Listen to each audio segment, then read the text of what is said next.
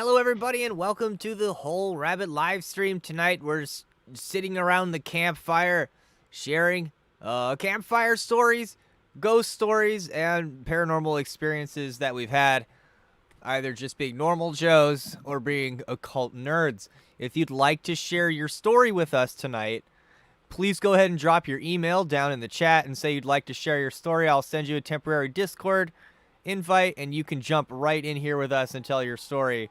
We have some people from our Discord tonight. They're going to be sharing their stories. And, I don't know. Should we share the first one? We got some green text threads. Wait, I just want to show the people. This. Really more y'all. I'm sorry, there's one more bled over. It's related to our previous episode. Oh, neat. Yeah, that's it. That's all I had to show you. It's an album about Kitsune. It's an album about Kitsune? Yeah, they're in a forest that's burning down. I think this is actually from Spain, though. Yeah, it was a Spanish post-rock band named Town. Okay, I'm done. Okay. Who's first? I have a green text story. I guess we could start with that. Let's see. I'm trying to find the live chat. Okay, here we go. So we're taking a look around 4chan Paranormal and checking out all the threads, especially the ones about green text. I found one. A lot of them are real long, so I found one here that wasn't super long. We'll get started. All right.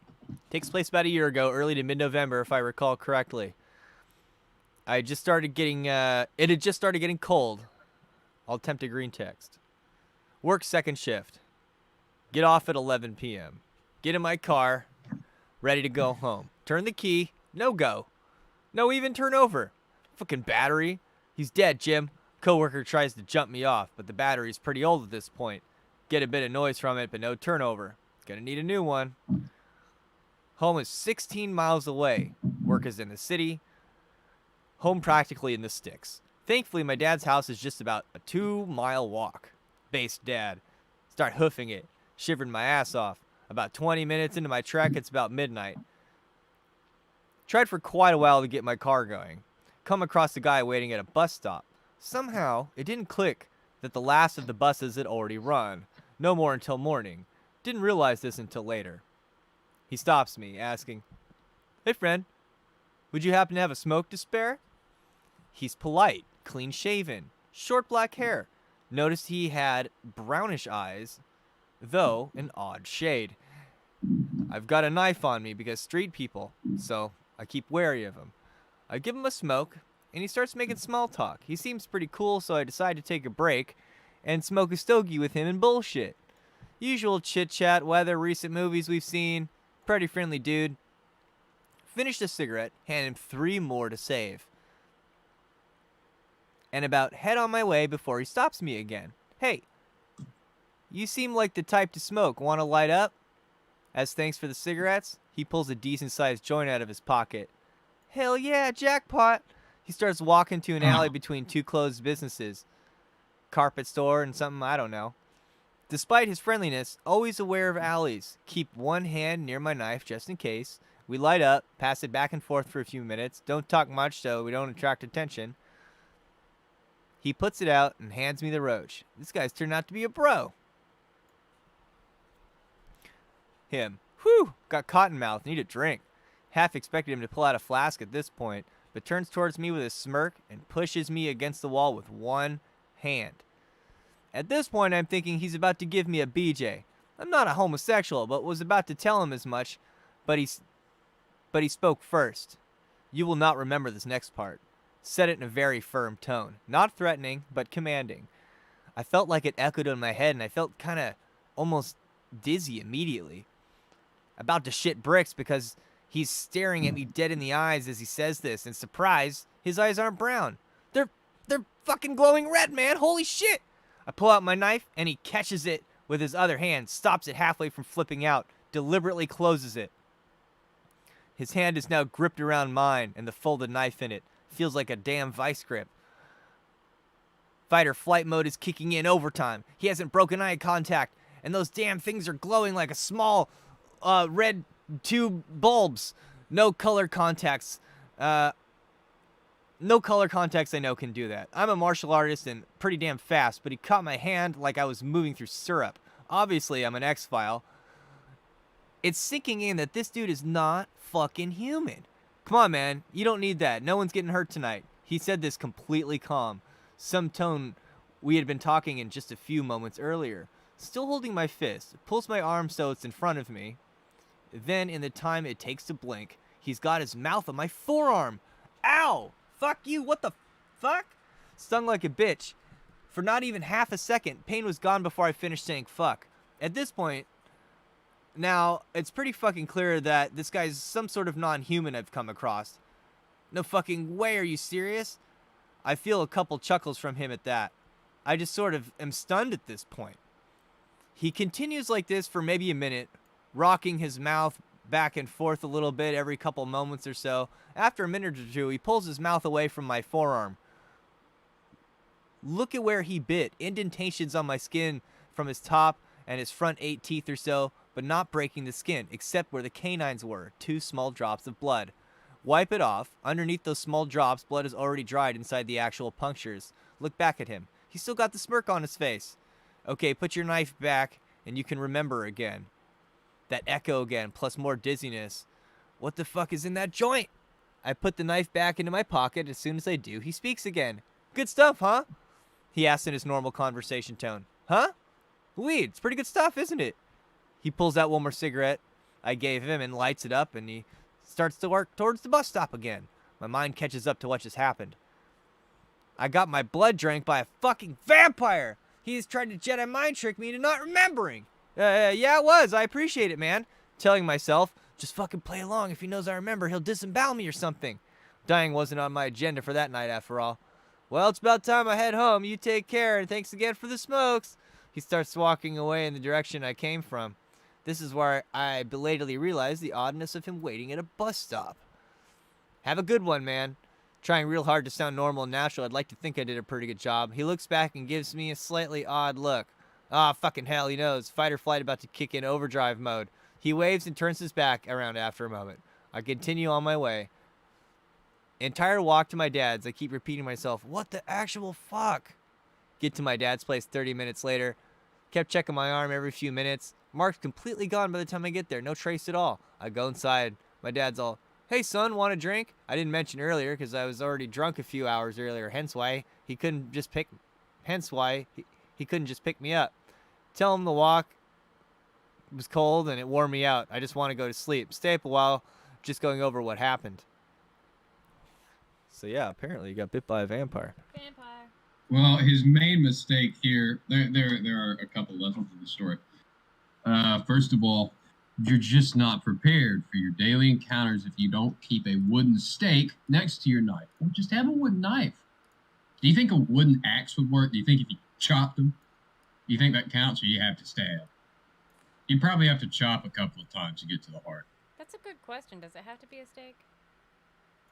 Well, I always thought that if you hit him with some kind of wooden shotgun slug with from a 410 so it wouldn't break the wood, that would have to be effectively functionally the same, right? But no, the second lesson here is that look, if you're grifting for cigarettes, always have a conversation and get 3 more. See, now everything has a lesson now. See, it's a good policy. We're a good moral show. Let's see. Speaking of, all right. I do want to save this for later. We've got 4 people here. Hello, Ichi. Hello, 4 people. Make sure to like and subscribe if you like the show and chat with us. But then who was Mandor Hand Hook Cardor? But then who was Mandor Hand Hook Cardor? That is the question. But who was flickering the lights? Okay, I got a really short one if you want to do a short one. Do a short one. All right, I'll do a short one. Okay, here we go. Nope. I know what I'm doing. Okay. Here's a story I've never shared before. It's not really paranormal, but it scares the shit out of me. 17 years old. Been smoking weed regularly with a couple of guys from college. I'm from the UK. We start college at 16. For a year now. One of the guys usually drives me home, and we smoke up in this field that's deserted at night. Driver gets a call from someone. He starts freaking out, literally laying on the floor, screaming down the phone. Never heard screaming like that before. It was terrifying. He's not even making sense. Like he's writhing around on the floor and screaming down the phone. Starts doing this weird fucking laughing, all bug-eyed and weird. Calmly puts his phone in his pocket, climbs a very tall fence for a tennis court, jumps off, lands on his neck, and kills himself. The guy I hung around with every day for a year just ups and offs himself because of a phone call, and none of us know who it was on the other end. I wish I was making this up, but it messed me up for a while. The other guy we were with started using ketamine regularly. We're both 21 now, and he's completely screwed in the head. I was on medication for a while afterwards, but came off it quickly. The police put it down to a stoned idiot climbing the fence. They interviewed us both, and that was that. I never heard from his family. They moved out of the country pretty quickly. I guess his younger brother was on Facebook. I've buried the memory somewhere in my brain, but I just try and ignore it. But whenever my phone rings and I don't have the number saved, I always have this horrible feeling I'll never answer. I'm not even explaining how the fucking weird this guy was acting when he answered his phone. It was horrible. The noises he was making were so disgusting, I can't even explain it because it makes me feel sick. It's kind of crazy. I feel we should show the audience footage of the Eliza Lam incident, lest we forget. What's that? This is one of the most. Oh, just look it up.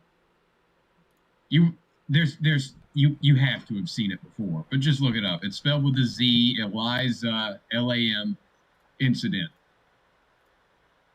How do you spell it? One more time.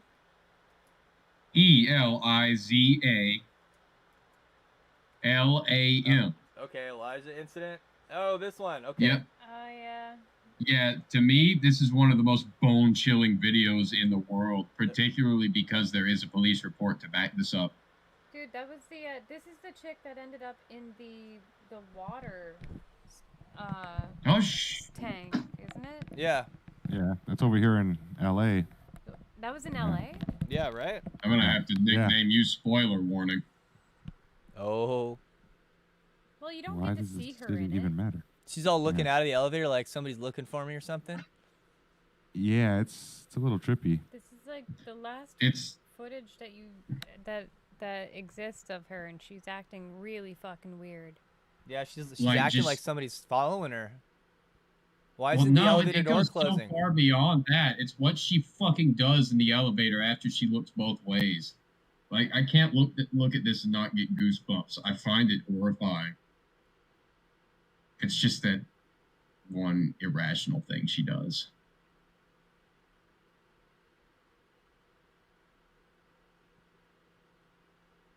She's not really pressing herself against the wall, though. Like, she doesn't seem... I think she was on drugs. You think she's on Yeah. the drugs, Malcor? I Lady think she Kefra, got welcome. We're watching the Elijah Lam video. How come the door doesn't close? See where her face changes That's here. what's also kind of weird about that too, right? She's standing there and she's kind of like, okay, doors closed or something, and then she's kind of acting like behaving like there's something going on in my, like she's aware of like some supernatural shit or something, huh? Very weird. We're not all in the same place in the video. Sounds like she's just hitting buttons on the control thing Here's right where now. she changes. Her movements take off a squared. Yeah, I think they're behind. Yeah, like she goes to stand outside the elevator and kind of like. Here we go. Yeah. Like, before this moment, I've always heard it that she was running from something. But if I was running from something, you know, my arms would be... They wouldn't swing when I took a step. My shoulders wouldn't be that relaxed. My arms would be up my chest. I'd be pressed back at the elevator. I would not wait in the elevator if it wasn't going to go down, you know?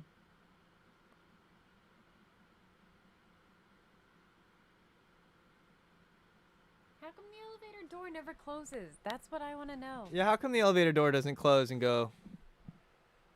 That's awfully strange, isn't it? Yeah. Like, It why is. isn't it closing right now? It's one of the most unsettling things about. Oh, I don't like that. And she steps out of camera for it. Yeah, she steps out of camera for so long. It takes so long for that door to close.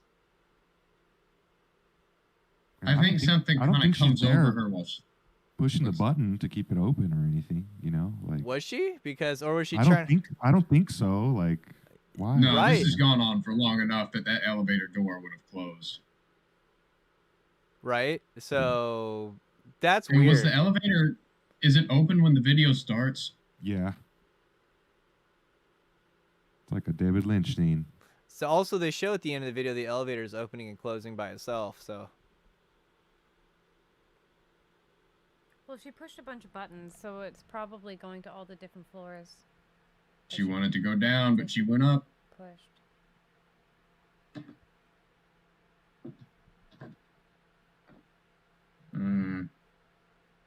Yeah, I'm watching this video a couple seconds late, obviously.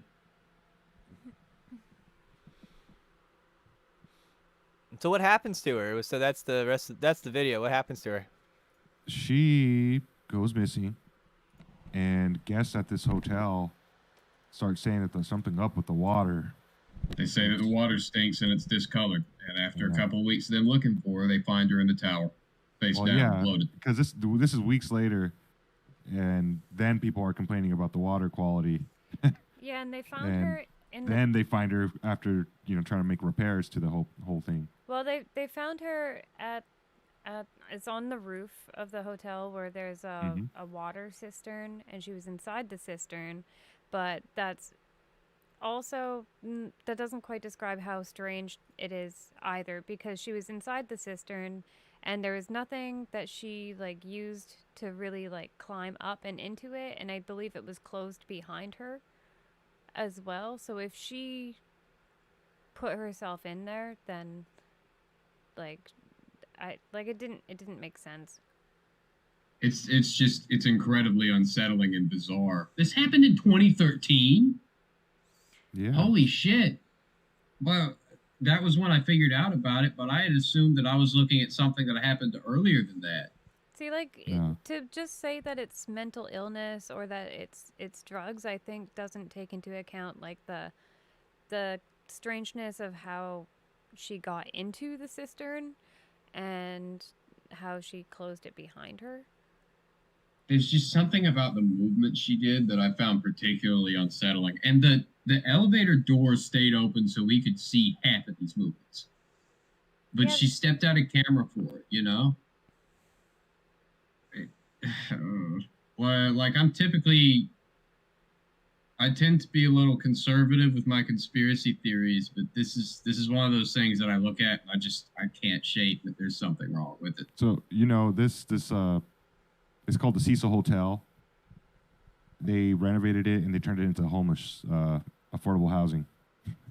You got a bunch of homeless people living here because nobody wanted to live here.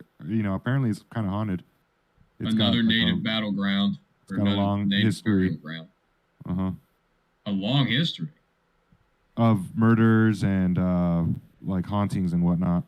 The investigation had determined that Lam died, but did not initially offer an explanation as to how she got into the tank in the first place. Doors and stairs that access the hotel's roof are locked, with only staff having the passcodes and keys, and any attempt to force them would supposedly have triggered an alarm.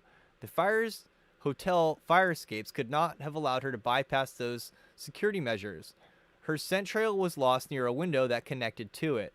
A video posted to the internet after Lam's death showed that the hotel's roof was accessible via the fire escape, and that 2 of the lids of the water tank were open. Apart from the question of how she got to the roof, others asked if she had gotten into the tank by herself. All 4 tanks were 4x8 cylinders propped up on concrete blocks. There were no fixed access to them, and the hotel workers had to use a ladder to look at the water. They were protected by heavy lids that would be difficult to replace from within. The hotel employee who found the body said that the lid was open at the time, removing the issue of how she could have closed the lid from the inside. There you go. Police dogs that searched through the hotel for Lam, even on the roof, shortly after the disappearance was noted, did not find any trace of her. All right. So the thing about police dogs is that they don't have as good of a reliability rate as we grant them. Well, they still don't know how she got in there. It's still kind of Yeah, strange I'm how just she got in saying. there. I just want to point out, I just want everyone to know that police dogs are kind of bullshit. They just bark at your car, and then there's just a good chance of you having drugs because lots of people use drugs. So she was diagnosed with an extreme form of bipolar disorder. She was. And she stayed at the Cecil Hotel. And it's on Skid Row. On Skid near Row.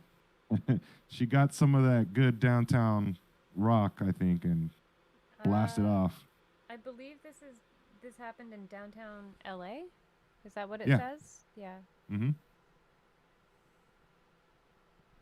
The autopsy report and its conclusions were also questioned based on incomplete information. For instance, it did not say what the results of the rape kit and fingernail kit were, or even if they were processed. Yeah. But that hotel itself, rumored that Richard Ramirez stood there for a couple weeks during his killing spree. Really? Oh, he's the fucking worst. In the 60s, there was like some like rape and crazy stuff. Yeah, it has a long history of just crime. It's downtown LA. All those buildings are egregores now, and yokai pretty much. It's bad stuff's happened there. Yeah. Okay. Well, I got one that I wish I could put on like that YouTube face where I pretend that I totally believe everything I'm about to say, but I thought it'd be cool to talk about the backrooms. Because it's a thing that pops up on all over the internet, and people really seem attracted to it. Let's see. If you're like remotely interested in anything subliminal that you probably heard at the back, or not subliminal, liminal spaces. If you're interested in those, you probably heard of the backrooms. All right, so here's the idea behind the backrooms.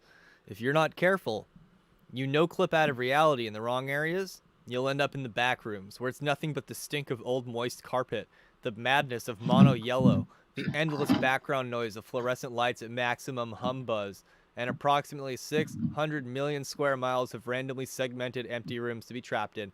God save you if you hear something wandering around nearby, because it sure as hell has heard you.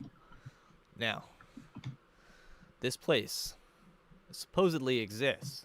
Like in the Matrix, it's in the back room of reality, so we're very close to it all the time. This could be a place where ghosts go, where missing people go, and this is level 0 of the back rooms here. There's some footage we have of it. Let's see. Some found footage. I guess some people got lost in the back rooms. Camera I guess rolling. it looks like they're making a horror film of some kind. And action. Have you guys seen this? Yeah. Do you need links? No need. All right, cut. Here, I'll post it. You're looking at the backrooms That wiki. was good. I'm thinking we No, get a wide watch angle, the and then video, we're man. done. And just All right? drop in Yeah, it. cool. Drop in How much at further? 40 seconds. A little more. A little more. Okay, Yeah. Sacred Grove. Okay. Oh yeah, I fucking love this video. I've been sending it to people all week. Really? Yeah. All right, hang on. I'm gonna drop it at 40. We should show the whole thing, really. I mean, the drop in is important. Hello? I'm showing it. Okay. I'm telling you where to go Hello? because it'll be in sync with us. Hey guys. I'll just go to a minute now. Yeah, a minute. What is this? All right, so the back rooms, right? It's a non-linear space resembling the back room of a retail outlet.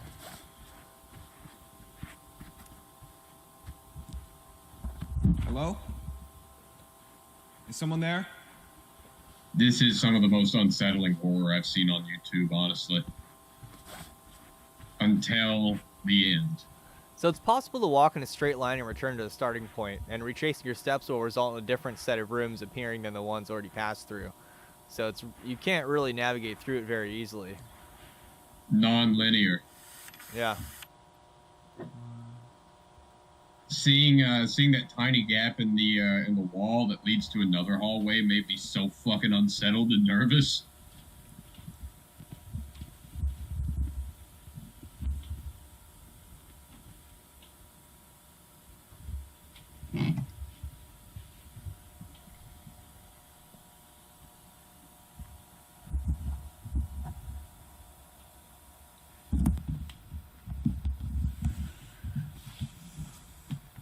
Apparently, this video was made by a 16-year-old. Wow. How? What did I don't know. Same way a 15-year-old wrote the fucking Bardo. Yeah, Yeah. exactly. I mean, this is cool. I mean, I was much more brilliant when I was 15. I'm definitely not that much now. Can anybody hear me? Hello? I don't know how else you do it besides doing it like 3D graphics. Mm-hmm. That could happen. Some of these rooms seem... I don't know. I just don't know. Like, that ladder looks a little strange. I don't know why the back rooms doesn't freak me out as much as like some other things. Like I don't know why. You get a cute Each their deja vu own. when you're in there. I've been to hell. I would make it in the back rooms. I would survive. Yeah, I've never had a paranormal experience really, so a lot What of this the stuff. hell? I'm like, You've never had a powerful paranormal experience before? Like a nope, big except one? for the succubus. I've had strange dreams, and I've had experiences like, I've experienced telepathy with somebody. I haven't seen much in the way of ghosts unless I've been asleep. People have claimed that I said shit about dead people in my sleep. The ghosts you're haunted by in your dreams? No, there was this specific instance. I don't want to speak over the chase. Seems like he's running from Siren Head. Yeah, there's no document on what this monster is, and once we get a close-up of it, it kind of ruins the video for me. Because the monster is absolutely CG.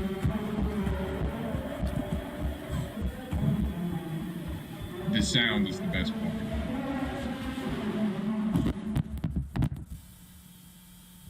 So yeah, I guess like this one time I was staying at my grandparents' house, and I remember waking up in the middle of the night. I saw my grandfather in the kitchen, sleeping on the couch.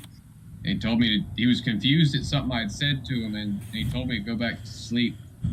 Apparently, what I told him was, "Do you see that light outside? Look at it." And their friend had died that night, and they were convinced that I saw their friend. That's about as close as I get. Oh, that's pretty cool. I guess. Oh, this one freaks me out when he's in that room that's just a bunch of segmented smaller rooms, and he turns around and it's behind him.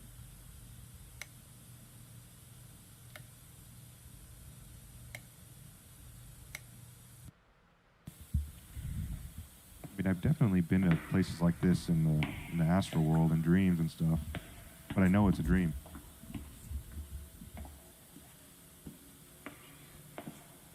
Holy shit. What the fuck is this place?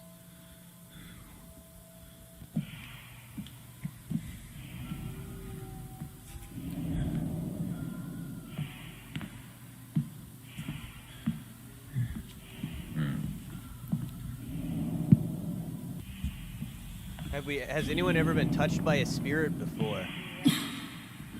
So, Hecka says yeah. I'm not talking about it though.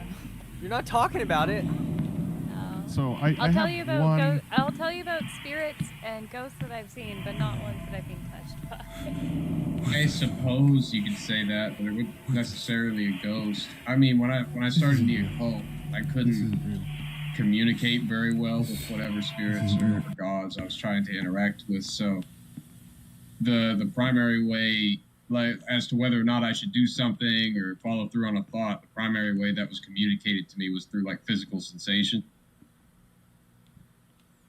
which was kind of strange. But basically, it's such a strange thing to describe. Like I'll have an idea and it will make me feel uneasy if it's not something I'm supposed to follow through on. Oh, Because I used to hear just chaotic voices, and I couldn't tell what I was Actually, I just remembered one that I'm comfortable with sharing. When I was, I think I was about 17 when I moved out on my own, and it happened before this too. But this is when I realized that like spirits can follow you from place to place. So I used to sometimes when I'd be falling asleep, it would feel like someone poking me, like just like a little kid, you know, trying to get the attention of someone. They would poke, poke, poke, and then they'd wait, and then they'd poke, poke, poke, poke, poke. And it got really annoying because it was keeping me from falling asleep. And it went on for a long time. Like, first time it happened was when I was 15, and it would happen on and off. And then by the time I was 17 and moved out into my own apartment, and it was still happening, I was like, no, this is not okay. And at one point in time, I just, I remember I like sat straight up in bed because I had to work the next morning, and I was pissed off, and I just like, I was like, yeah, I get it. You're here. I can feel that, you know, you like want to play or something, and I don't want to, and like you need to stop. And that stopped it. It was just kind of like acknowledged that it was there and told it to stop. So it stopped.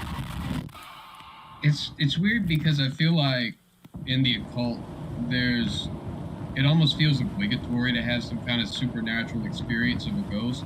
And you know, I've had dreams of dead relatives and shit like everybody else. A couple of them really intense and creepy. But for the most part, I just kind of do spells and see what happens. And something usually happens. I don't think any occult practice you're supposed to have.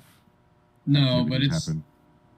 It's kind of like the perception of the community. I don't personally believe that like the child spirit that was doing that left me alone. It just stopped poking me, and like I still continued to have like some little child spirit follow me around like up until my mid-20s. It just stopped poking me when I was trying to sleep. Is that, we talked about that kind of yokai in our last episode. Those are considered lucky though, aren't they? Yeah, sometimes pranksters, but this one, it went from poking me to just playing hide and seek behind doors, like closet doors and stuff. And there's actually been quite a few times where I've seen spirits and have told someone about it, and they either, you know, don't believe me. Like in this scenario, it was my previous partner didn't believe me about this child playing hide and go seek, like kind of peeking out hide and seek behind a door. And then one night we were like, I think we were playing Tales of Vesperia together in the living room or something, and it poked its head out from the closet door in the hallway, and we both stopped, and he looked at me and he was like, holy fuck, I actually saw it this time. And I was like, see, I fucking knew it. So, but it was pretty harmless. Like, it just wanted attention, I guess. That's what they all say. They start touching your genitals in your sleep. Well, I mean, it's pretty, like, confirming for me that I'm not just some fucking crazy person when other people see the same thing, you know? No, I was saying that it was harmless. I meant that it was harmless. Well, it's going to start poking you with sharp sticks. If it wasn't harmless, I would have exercised it, but I don't get rid of spirits that I don't have to. Like, if you never know. You never know. You never know until they harm you. You can feel it. He'd just be hiding his intents. He could snap at any moment. He's gonna bite you on the ass cheek. I bite back. Don't do that to a child. Just try to be really impersonal about it. Welcome back, Brujo. It's nothing personal, kid. Hello, Brujo.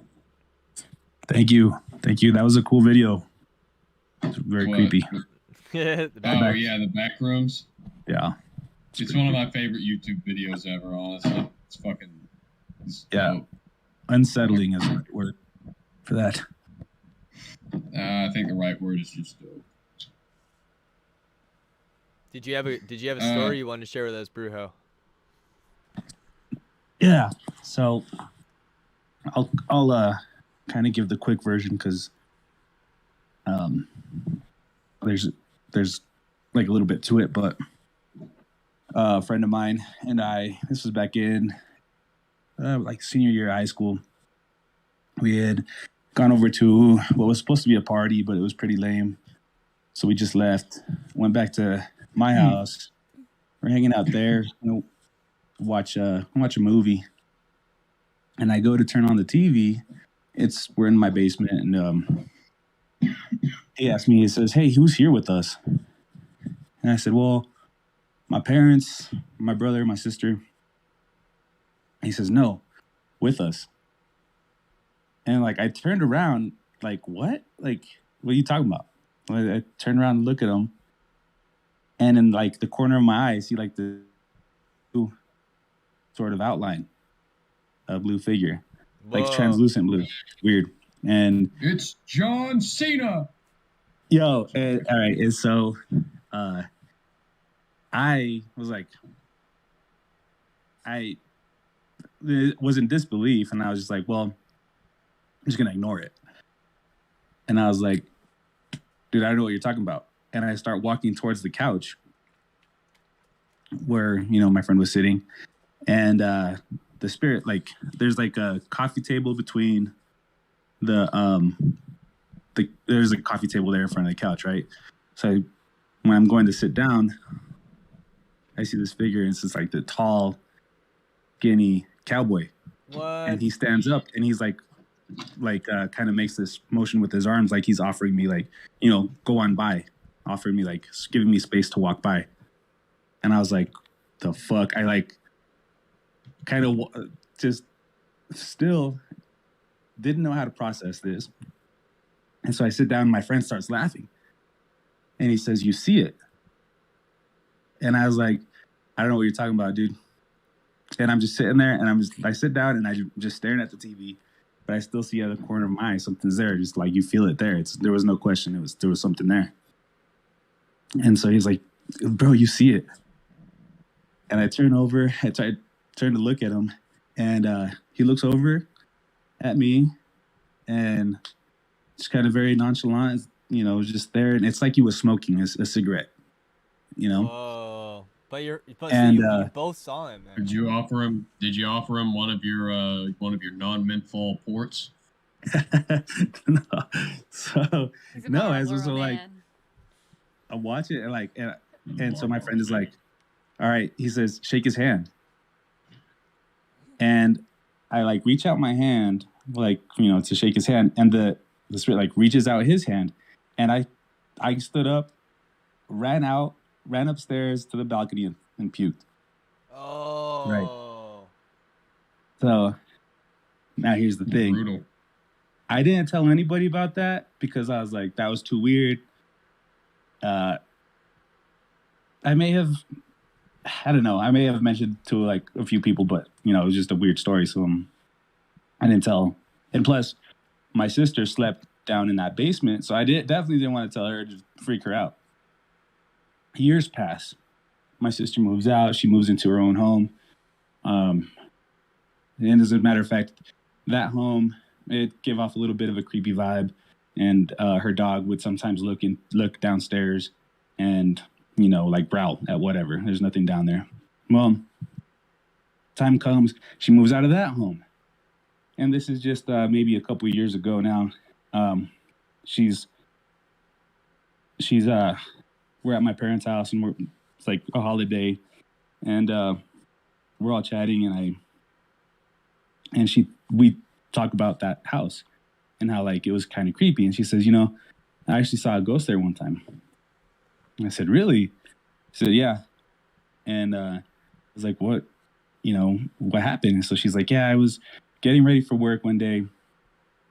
And she said, "I'm doing my makeup in the bathroom, and I like sense this, like somebody's looking at me. Like somebody's watching you." And she said, and it was persistent, and I couldn't ignore it. So I turned around, and she says, "And there's this ghost there." And I was like, what the fuck? Like, what did it look like? And she says, it looked like, she said it was a tall, skinny cowboy. Oh. And I was like, what the fuck? And then I was like, so what'd you do? She said, I don't know. She's like, I was freaked out. I pretended like I didn't see it. And then just put my makeup on and left.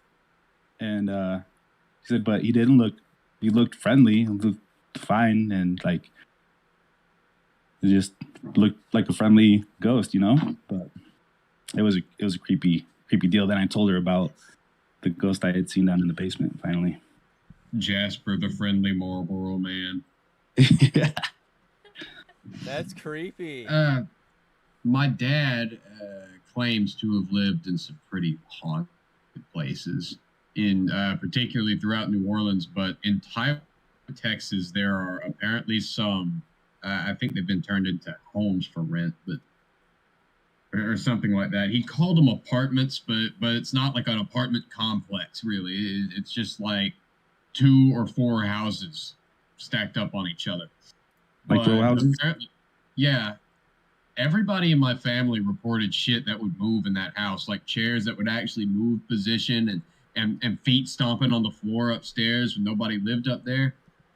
He once went up. Fuck. I can't tell it because I don't remember exactly how the story goes, and then it would make sense. But yeah, that's as close as I really get to a ghost story. Oh, and my grandmother might have been a schizophrenic. In fact, I'm pretty sure she was one. She would stand in storms, right? Apparently, storms fucked her up for some reason. She was just terrified of them, deathly terrified. She thought lightning was attracted to heat. And this one time, she looked across the street into our aunt's house, and my dad was like a kid. And she was pointing at this black long coat that was in the lobby of that house across in the rain. And she was pale as the fucking moon, and she grabbed his wrist and she goes, "Don't move. That's the death angel."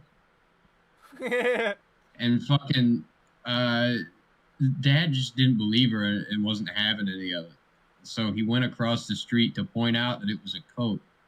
Well, by the time he'd gotten back, like she was losing her shit by the time he left. She was terrified and crying. And when she had gotten back, there was puke all over the fucking floor that she had passed out in a puddle of. Whoa. Yeah. She really thought it was the fucking angel of death from the Bible. Whoa. That's Maybe Samael is the family demon. Did you have another story to tell? Oh my god, I've seen a lot of shit. Do you guys want to hear another? Yeah. Yeah. I don't have any. Be the star of the show. All right. Well, there's a few that I've seen, and there's a few stories of where I haven't seen, but shit has happened. Which ones? What one do you want? The one where you've seen it. Describe it. What was it like? So, when I think I was in my late 20s, I was working at a place called Rio's Videos in Nelson, BC, which is it's a video rental store, and Wait, you were working in a video rental store in your 20s? Yes, I was. God damn. And this. How come you're not like dead? Sorry. Well, they're still open. From what I understand, they're still open. They're one of the last video stores still going in BC here. But one of the last video stores in North America. Holy shit. Probably, yeah. Yeah. But yeah, so Rio's Videos was built in it's a heritage building that used to be a butcher shop. So the whole upstairs of Rio's Videos, there's all these different sections with all these, like, they tried to make it so it didn't look like there's rooms off to the side, so there's like secret doors where they've put paneling in front, and you'll like open it and there's like a smoke room where they smoked meat in one spot. And there's the whole basement is dirt floor, and there's like boarded off rooms in there. That one has like a bathtub with dirt in it and like some tools, and that's one of the boarded up rooms. One of the not boarded up rooms in the basement has like a giant oven. Anyways, so it's a fucking old building with some weird history to it. And it was the first night that I was supposed to close by myself. And then I had to reopen the next day. So everyone else had gone, and I was counting the cash from the till. And so I was standing at the front counter and counting the cash. And on my left, I saw something on the ground, and it was like moving, and I didn't know what it was because it caught my peripheral. So I turned to look at it, and it was a little girl that looked like she was kind of like it wasn't like creepy, the ring crawling, but she was like crawling on her hands and knees like she was playing or moving around. Like, you know how kids do that shit? Hell no. Yeah, she wasn't like Hell making no. a beeline for it. And she was dressed She wasn't making a... No, She's just crawling. She wasn't coming like for me. She was crawling along the floor in my direction, but then and she was wearing white, and she turned and went into the back behind me, where there's like shelves and shelves of videos in wooden shelves, big wooden shelves. And I was like, oh, what? So it freaked me out because I was there by myself, and I don't usually get freaked out by ghosts, but I also don't usually see them. So I finished my cash out as fast as I could, and as I was finishing my cash out, I could hear a couple of times what sounded like movies being slid on the shelves. Oh. So I freaked out. I didn't do my cash out properly. I threw it in we put them in empty video cases, and then you throw it in the safe. And the light that I was supposed to turn off was like, you had to go through the wooden shelves to turn off the light. And I was like, no, fuck that. And I left the lights on overnight because I was too weirded out by it. So I came back in the morning to open the store, and I got in shit for leaving the lights on. And I went to tell the person who was giving me shit. I was like, well, I didn't turn them off because I was freaked out because I saw a ghost, and I started describing it because I was like, I know it sounds stupid, but like it freaked me out, and that's why I left the lights on. And yeah, they finished my description. Same thing. They finished my description of the ghost before I could finish telling them about it. Apparently, a lot of people have seen her, and that's the only time I saw her in Rio's videos. But there was another time in the same building when we used to play Rock Band upstairs. After hours, like all the employees would go and play Rock Band upstairs on this like big TV, and someone had forgot to lock the front door. So I was like, I'll do it, and I went to run down, lock the front door, and then was coming back to go back up the stairs. And as I passed through, because there's like all these weird rooms, and I passed through one of the doorways, and as soon as I walked through, it felt like someone went like blew on my face. Like a really hard blow on my face, and it was just a wall there, so there's no way it should have happened. And I think I might have just turned and been like, no, and then went upstairs. Damn. That was a weird building, though. It had some weird shit. I wish there was blow in my nose.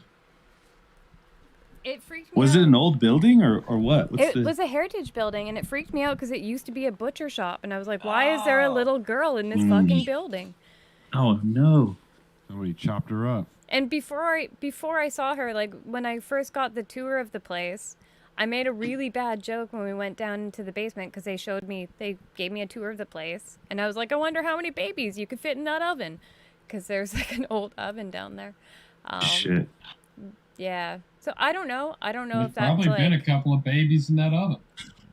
I have no idea. It just was a freaky building, and for no reason, like no logical reason other than I was trying to come up with ideas. Maybe like, oh, maybe she didn't die here. Maybe she just spent a lot of time here because her dad was a butcher and she just played here a lot and it's residual energy. Or I was like trying to come up.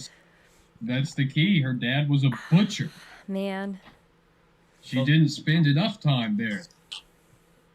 There's all that animal She was juice. chopped into quarters and sold as venison. Soda's confused like our Aleister Crowley series. I think we need to do more bios on famous occultists. When was Aleister Crowley? How long ago did y'all do that? That was a while ago. Yeah, I don't think I was around for that. It's like one of the first multi-part series, right? Yeah. Yeah, it was. It's We probably could the first. probably revisit Crowley. We did his whole biography pretty much. They did a good job. Like, there's no news about it. There's no new insights. Like, Nah, they did a really good job. They did a really good job. But, I mean, doing a new one would put it back in, back in circulation. There's a you're lot of occultists that like people don't know about that were really important. Madame So- Blavatsky. Well, I I mean, like there's her. Blavatsky, but then there's also Blavatsky would be fun to I talk want to about. go over. Pascal I want to Beverly cover the Ren- witch of. I want to cover the Witch of King's Cross. I think Pascal Beverly Randall would be someone that people should really know about because he really brought a lot of stuff to the West. You know. He What brought- about John Wilkes Booth, the guy who killed Abraham Lincoln? There's all those weird synchronicities with him. Well, what about him? I don't know. Look it up. Are you talking about like dates? Okay. Yeah, the weird dates thing. Dates and stuff? Oh, Ronnie Girl found this from the Demonolatry episode. That's funny. I was really happy with that episode. Which one Or was is this that? a different Was that episode that's being Was that referred the to? What the Fuck Are Demons, or is that one of the older? One of the demon older ones. ones? Eliphas Levi. Alice Levi? Yeah. That's Yeah, I we love should- his works. We should totally do that. I'm currently reading Transcendental Magic, along with some other things. We talk about that on the show quite a bit. Mm-hmm. I want to find a spoopy forest. Spoopy Forest. Yeah. Come play on a fucking Minecraft server. I have spent literally all of my time being unemployed, which is no longer. I've been hired at a smoke shop. But I spent all of my time unemployed making establishments there. Just thinking, someday, people will build shit around it. So come build shit around it, or I'm going to be very displeased. More displeased than I usually am. I can tell another green thread story. I got one I want to do real quick. Okay, you do it. If you guys get tired, I have 4. Really? Yeah. I'm I mean, I don't I'm think kind of you're- tired. You should tell us some more. We got Dingus doing one. Dingus should go first. I'll just fill it in with random shit that's happened to me. B-23. Stalking in a woods in the Arkansas Ozarks with some new gear I'd been saving for months. Boots, tack vest, my fuck even a milsurp gas pack. My fuck even a milsurp gas mask. It was like Christmas. Being where I was and wanting to field test some personal prototypes, I had my nugget on hand. I never figured out what he meant by this. I had my nugget on hand, which wouldn't do much against the big bears, but it'd ruin every snake or stray dog or cougar's day right to hell. I think the story's fake. I had a couple of strippers and 2 clipazines. TM. I built and wanted to field test in my pouches. Some rolled up targets stuck in my loops, and a light complement of survival gear. A compass, a topographical map, thermal blanket, spare underwear, extra bullet, I don't know what that is, MREs, canteen, and extra bullets. He's talking like the heavy from TF2, I get it. Extra bullet. That's funny, Matt. So he brought a bunch of shit with him. I wanted to field test in my pouches. I've done nothing heretical to my Nagant, I swear. Clipazines are what I call jerry-rigged magazine. I custom built them from old cannibalized mags and sheet metal. They fit right into any nugget's feed if you pull the floor plate out. I've also done some Heinlein-esque mods to my gas mask, and airtight, at least now, water feed, but I digress. basically practicing for the inevitable commie capitalist. Wow, I can't say the rest of that. Yeah, just skip that part. Yeah. I was having a great time romping around the woods, playing with my FOV in the mask, testing the reliability of the clipazines, generally having fun. I wandered next to a creek bed and decided it was time to practice my guerrilla tactic. It was summer/early fall, so no danger of getting my gear wet in the non-existent stream. Shit was in more damage of water danger from my water danger, or I'm a little fucked up. Water Shit was in more danger of water damage from my sweat. Water danger. Water danger. I wandered next to a creek bed and decided, after triple checking my safety, I proceeded to do a series of scree slides and uphill hustles in full survivalist gear. Needless to say, I got winded quickly. I stood panting in that dry stream bed and decided to check my position with my topo map and compass so I could set a course for home. In the middle of orienteering myself, I caught a wind of smell. In before blood and Cooper, it wasn't. At first, I assumed it was sweaty formunda, but the funk quickly evolved into something fucking worse. A dark undercurrent of rot, deep notes of animal musk, a bassy score of raw garbage punctuated by garlicky timpani, and a thick black score of something between skunk and rotting onion sludge. A symphony of stench. Ooh, a symphony. And the conductor decided to skip the Jesus, what? Maybe I just can't read anymore. Maybe I need to read more. And the conductor decided to strip the adagio and drive into the opening movement straight into the scherzo because that shit was getting stronger.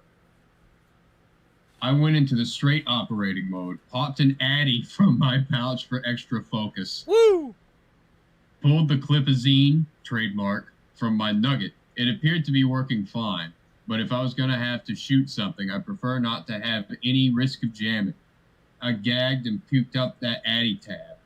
The smell was that strong at this point. Whatever the source was, it was definitely mobile and getting closer, so this is fake as fuck. He doesn't know how anything works.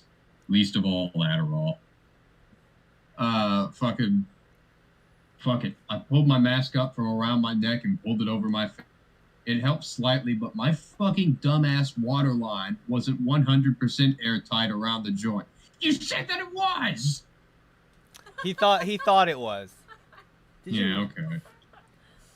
I'm sure he did. I walked cautiously and slowly around the creek bed up to where the slope was shallowest, listening for twig snap or animal sounds from above. I definitely heard something shuffling around up there, and it sounded bigger than what my nugget was up for. There's a big problem with that I'm going to get to. It was a near constant snuffle grunt and sloppy, uncoordinated crunching around bark and leaves. That mixed with the smell and mind immediately jumped to Big Bear. Rapid Big Bear. Let me tell you about Ozark big bears, straight from my dad's mouth. Dad's lived in the Ozarks for 58 years. Poor him. And in that time, only two things have managed to shake him: the challenges of fatherhood and the big bears. According to him, the native black bears were hunted to near extinction between the 40s and 50s. To correct this, ANRC, NRCS, and the Arkansas Fish and Game Commission released 250 bears into the Ozark and Ouachita Mountains. According to him, the Wichita Mountains. That's that weird word my grandmother said all the time because I lived close to Arkansas. According to him, the native black bears were hunted to near extinction between the 40s and 50s. Their website insists that all the bears that were re-released were black bears. My dad insists that this is bullshit. According to him, more than a few of the bears released into the Ozarks have been brown bears, and they had interbred with the few remaining locals and reintroduced black bears. Thanks to a little phenomenon known as hybrid vigor, the resulting offspring were bigger and meaner than their parents, and fuck me, were also fertile. This reads as something differently to me. Considering parts skipped. Where's the ghost? There's no ghosts. I told you. You just all right. So the story ends. What? Fucking. Damn it! Yeah, I told you. I told you what this is about at first. Look, the story ends. I'll just tell you how he's lying. I guess the story ends with him supposedly encountering some kind of sloth relative with a short elephant-like trunk that he identified as a gourd. It was corroborated by several members of the /X boards underneath him, saying that these things exist. The thing he was referring to as a nugget was a rifle called the Mosin Nagant.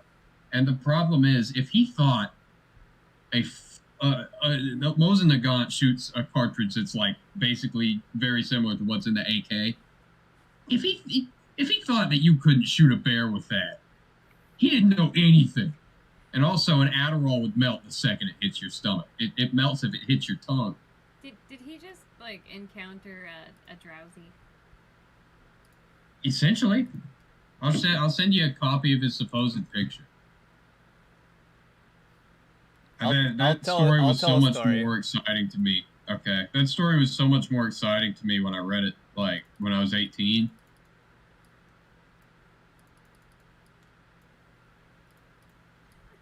All right, here we go. So, I have a cabin in buttfuck nowhere, Colorado. I decided to go out there for a couple weeks. No internet, a single landline phone, state of the art for the 1980s. On Wednesday, April 10th, Colorado had a blizzard.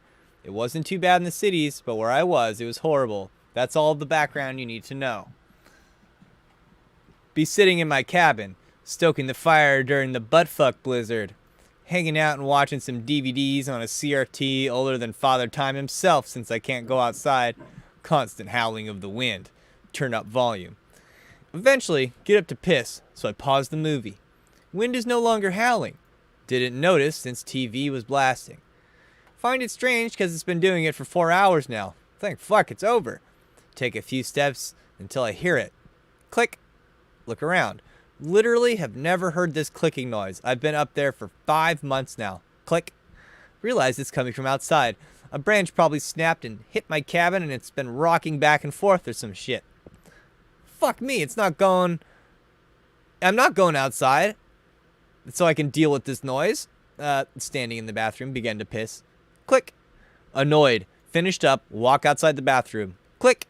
Realize there's no consistency to the clicking sound.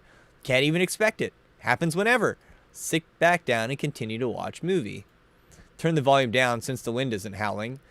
Clicking speeds up multiple times a minute. Fuck, I'll go take a nap or something on the other side of the cabin so I can't hear it. Walk into the bedroom.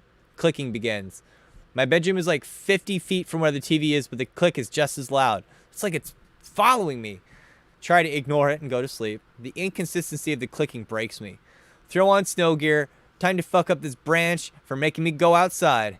Walk to the door and brace myself. Open it swiftly and feel old man winter fuck me up the ass. Quickly walk out and shut the door. Walk around the cabin in blinding snow looking for a branch like an idiot.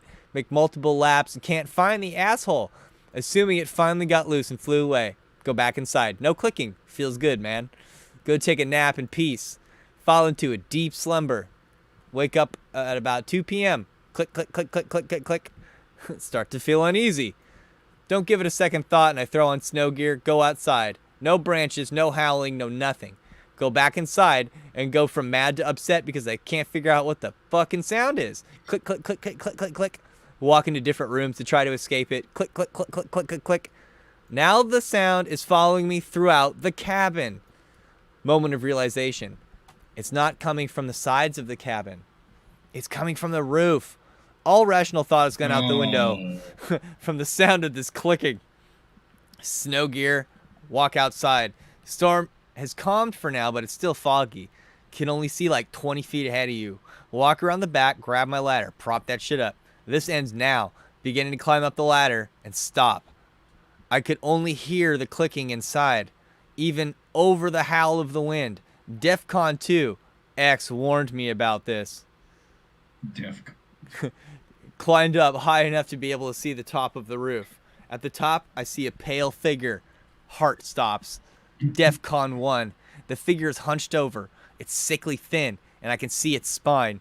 It's angled where it can't see me, but I can see it. See it move slightly. Look slightly down and see it has on hand a fingernail that's probably 6 inches long. Literally just tapping the roof. Fucking Wendigo. Literally just tapping the roof. It stops. It slowly turns its head to me. Black eyes and small slit for mouth. No facial features besides that. Almost like a crude drawing of a fucking alien. Begins to stand up. By the way, it's true. Your life does flash before your eyes when you think you're about to die. It stands up, staring at me. Probably 5 feet tall, give or take. Walks over to the edge of the roof of the cabin, never taking its eyes off me. Hops down on the ground. I can see it land, and it slowly backs away into the fog towards the trees. Never stops locking eyes with me. Petrified.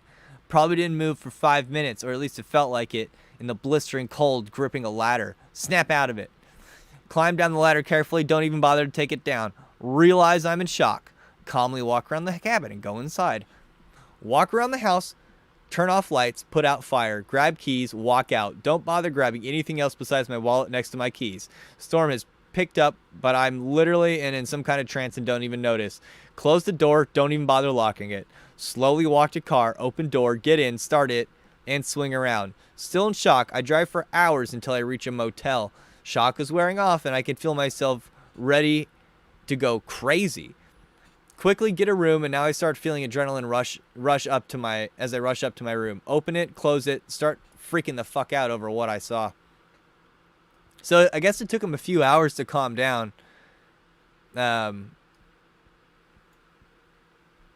It's kind of brutal. I like that one.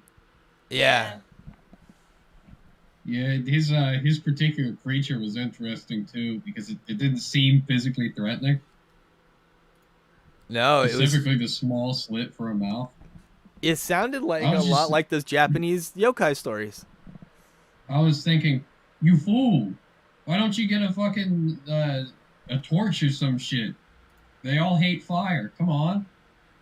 What are you doing, man?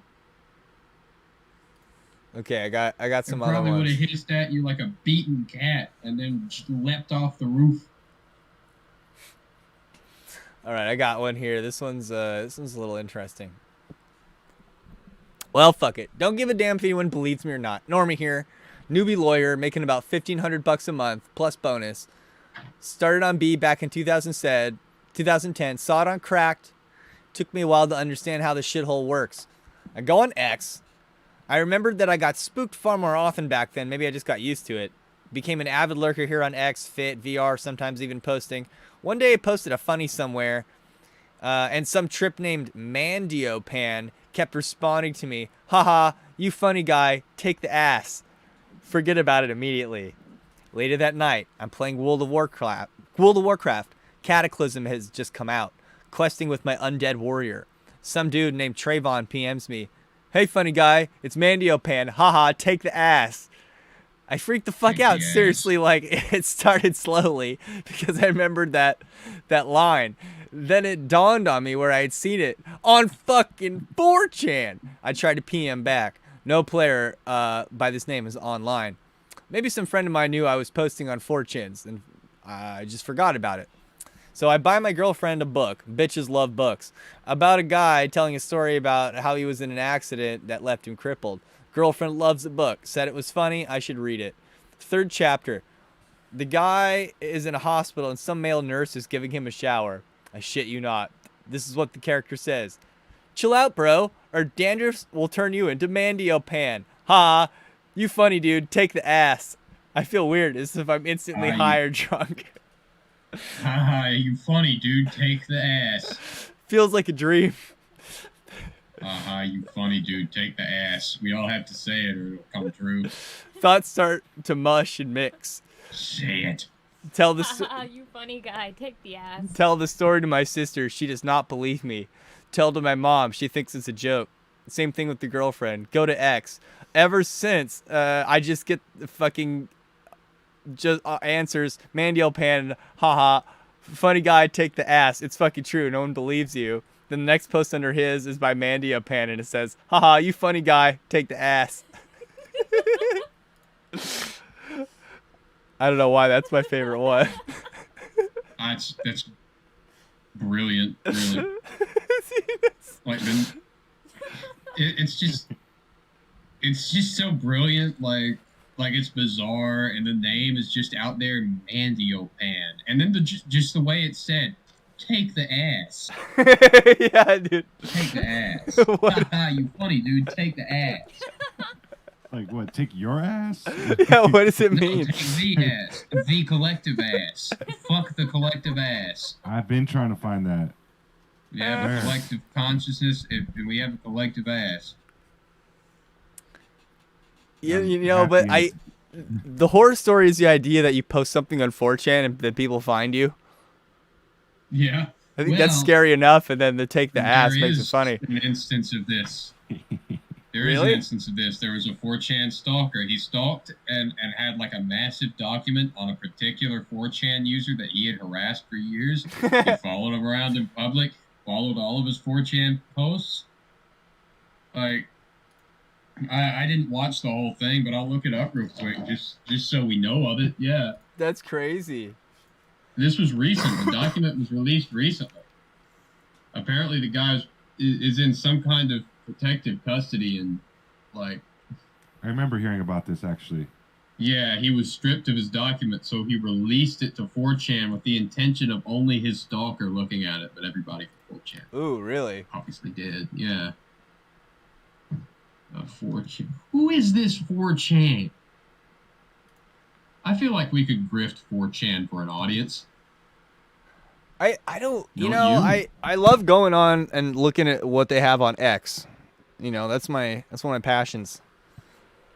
I think I have one of the windows open, actually. Ah, yes, this happened 2 years ago. It's identified as the Phil Marillion. The Phil I'm Marillion? just, Can you read Phil it? yeah, Marillion. just Really? well, I don't know where the green text is. I'm only familiar with it in video format, and it involves a like over 100-page dossier on this man's findings of his victim. Whoa. Yeah, I'm just putting it out there that it's real, and anybody who wants to look it up can just look up Phil Marillion. That's Phil with one L, Marillion. Phil Marillion. It's a hacker named 4chans. Uh, So you don't have any of it to read? No, I just wanted to tell you that it happens. That's all. I don't know anything else about this. I never read it. I just watched the video. I don't read. I've done a few of the I would divination if I didn't threads. have ADHD.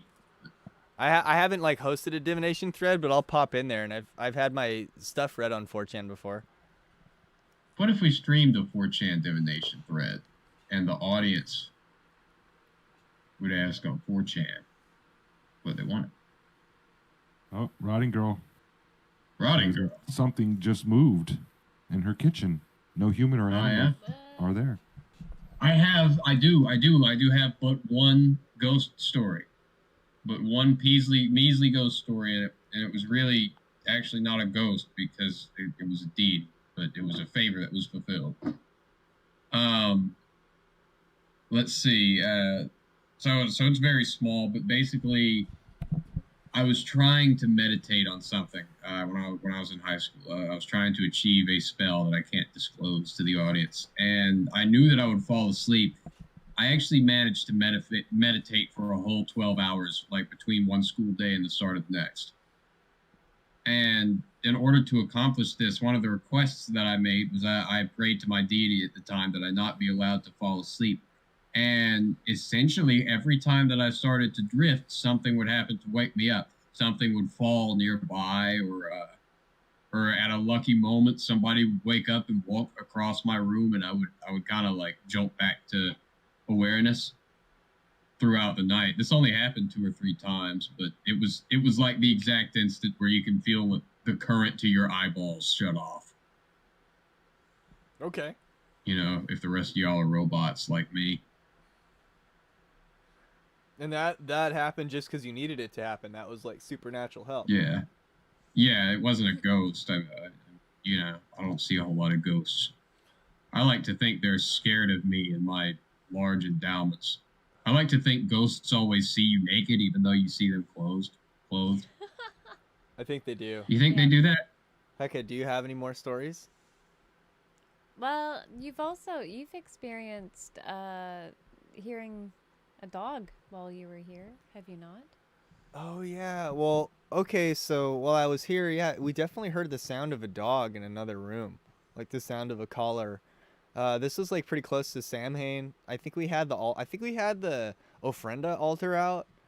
So I used to have two Shiba Inu, and my female Shiba Inu named Kai, she passed away last year in September, and so in October it was October, wasn't it? It was, yeah.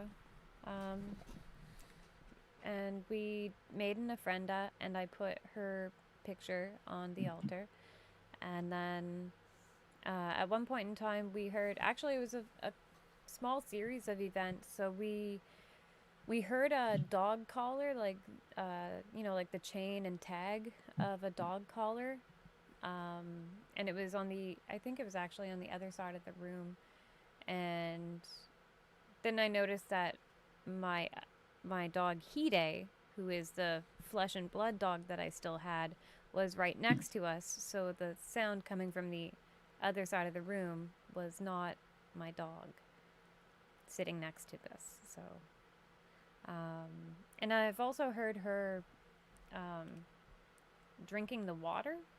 You know how when you have an animal, you get used to the sounds of them? Slorp, slorp, slorp, slorp. Yeah, you get used to the sounds of them. So you know the sound of a dog drinking water. You know the sound of your dogs drinking water. And it was the same thing. I heard a dog drinking water, but my dog was not at the water dish. You know, I think that's the most recent stuff that's happened. Most of my spirit stories are really not that entertaining. It's just small things. I think the first encounter I ever had, I was like probably 4 or 5 years old, and I came out of the bathroom after brushing my teeth and went to turn to go into my bedroom, and my door slammed in my face, which was well, it was also weird because this is like, you have to remember, this is in the 90s, and we had a shag carpet in my bedroom, and the door... Oh, those things are fucking disgusting. And the door used to catch on the shag carpet, so my parents always left my door open because it was difficult to close it and reopen it. So because it was so difficult to close and open, I was confused when it just slammed right in my face. And I thought maybe it was like both my brothers, my older brothers, I thought maybe they were inside my room, and like together they just pushed it that fast. But there was nothing inside my room, and I like looked all over my room, behind my bed, everywhere, and there was no one in my room. And I remember I told my mom about it, and the explanation my mom gave me was like, oh, that's just Grandpa, which didn't make sense to me at all, because I'm like, well, why did he slam a door in my face? So I do not believe it was my grandpa. Believe he was a kinder man than that, but the door definitely did slam in my face. So that was like the first encounter I ever had. That's spooky.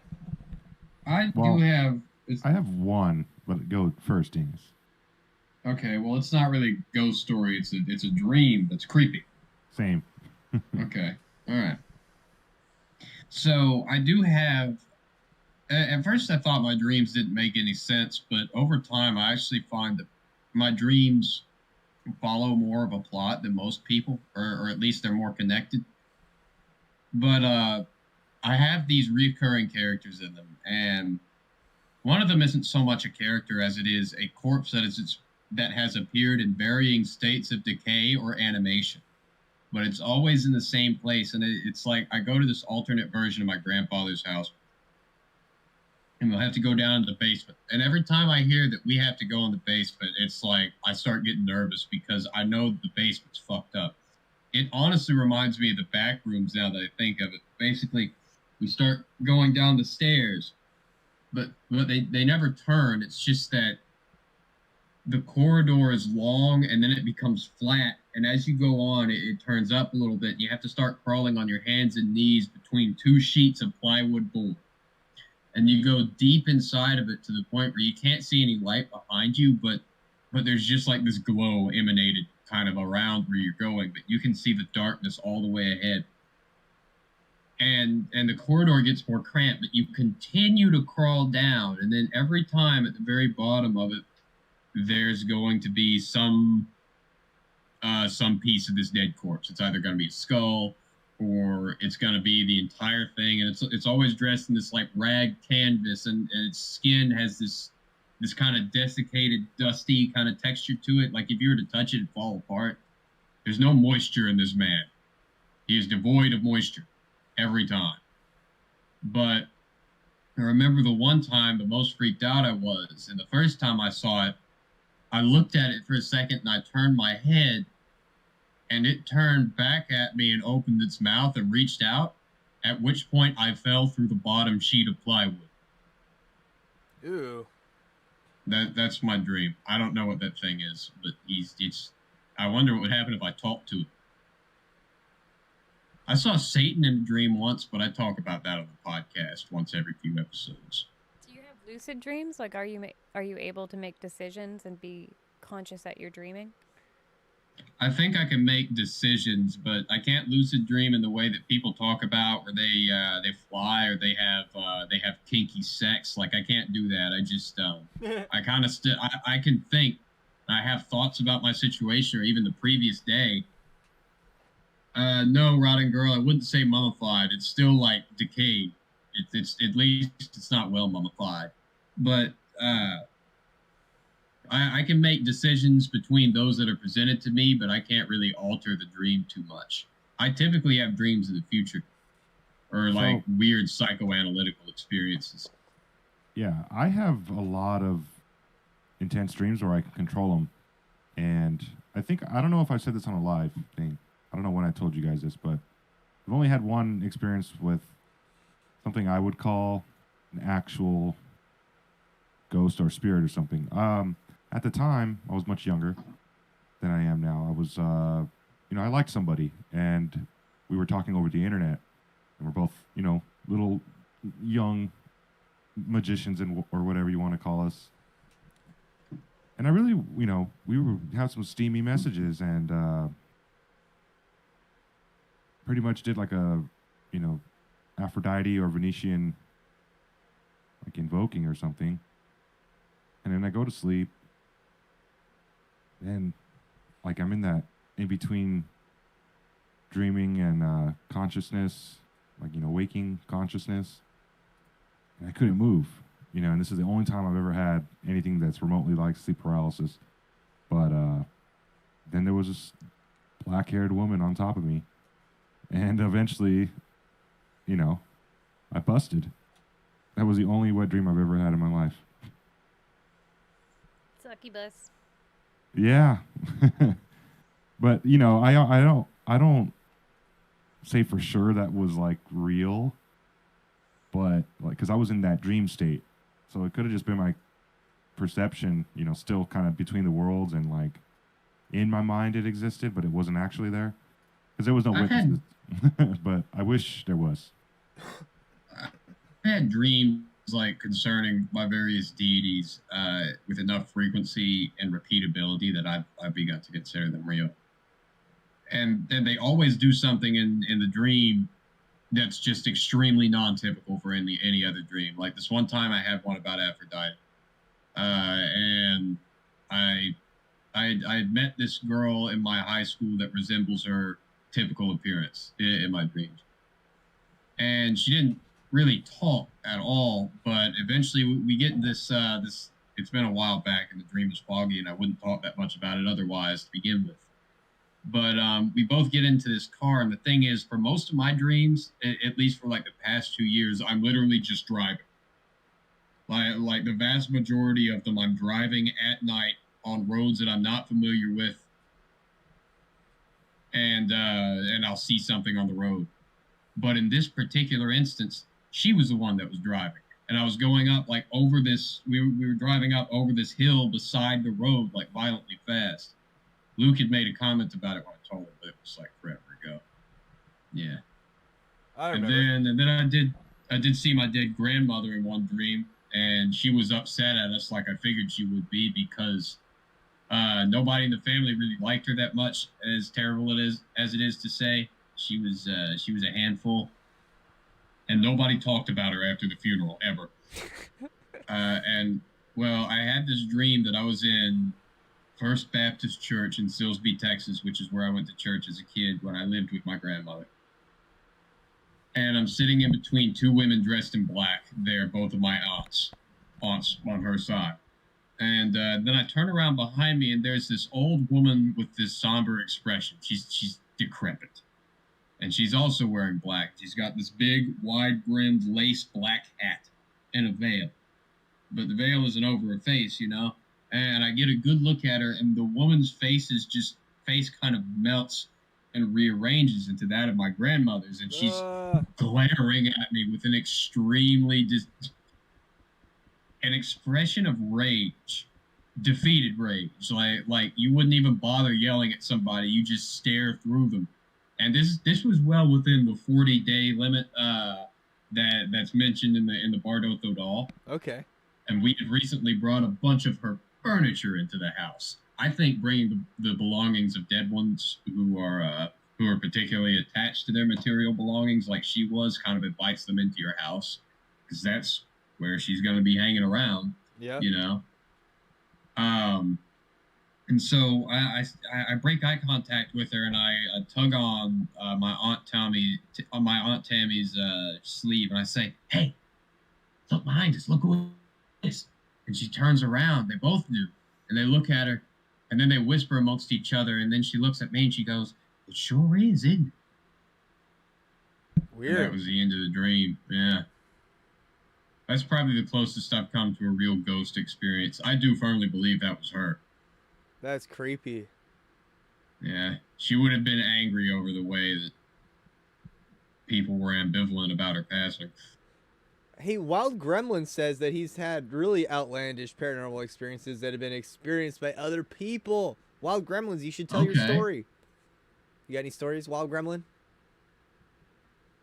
How did Biffrons get in the chat? Is he here? I don't think so, but like, did we invite him in to talk? Yeah, there's a link or something, right, that you can get on? Well, if you give me your email, I can send you a temporary link to the Discord server so you can tell us your ghost story. So if Wild Gremlins wants to do that, we'll get him in here and he can tell us crazy stories. That could be fun. If it's a big hit, no, I can't say that. I love doing these. Like, one of my favorite ghost stories is Jim Harold's Campfire, and they just have people call in and tell their ghost stories. Almost everyone has one. Almost everyone's. Running Girl, I actually have no 12th house placements. I have my ascendant is in Cancer, and the ascendant, of course, is in the 12th house, but there are no planets in that anywhere near it. Who? Who? Oh, sorry. I thought you were talking about planets. No. Rotting Girl just asked if I had any 12th house placements. Yeah, planets in 12th house. I have Jupiter Moon conjunct in my 12th house. What does that mean? What does that mean? That seems kind of auspicious to me. It depends on what signs your Moon and Jupiter are in. Oh, they're conjunct, so they're you conjunct probably in do Aries. pretty well for yourself. Ultimately, you'll at least make your own way. I think you continue to try, but I think the ebb and flow inherent in the Moon. I don't know too much about what an Aries Moon is, but I can really see that in you.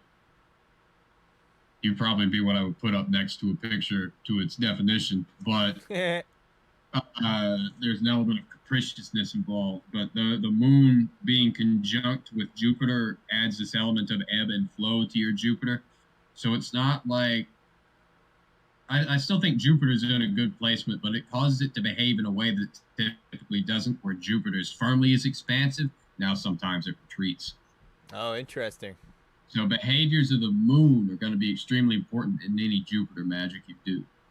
So you kind of get like the slot machine of luck. Neptune and Uranus. Have you in the ever 12th felt house. that way? Sometimes, yeah. I'm either very lucky or just kind of unlucky all at once. So yeah, I have felt that way. Do you have another story, Brujo Mars? Yeah, so my YouTube is the Wild Gremlins. Okay. Oh shit. Okay, we what's thought up, you man? might be Bifrons. We weren't sure. I forgot No, about I that. didn't think you were Bifrons. I was just wondering how to get him in here. Yeah, so I get it. So like another ghost story is at the firehouse. We have little weird things happen, like, you know, the noises when there's nobody in a room. You know, we have a I've weight had that room, happen and at the sometimes you'll store. hear weights moving around, and there's nobody there. Yeah. But then the guys would talk about it.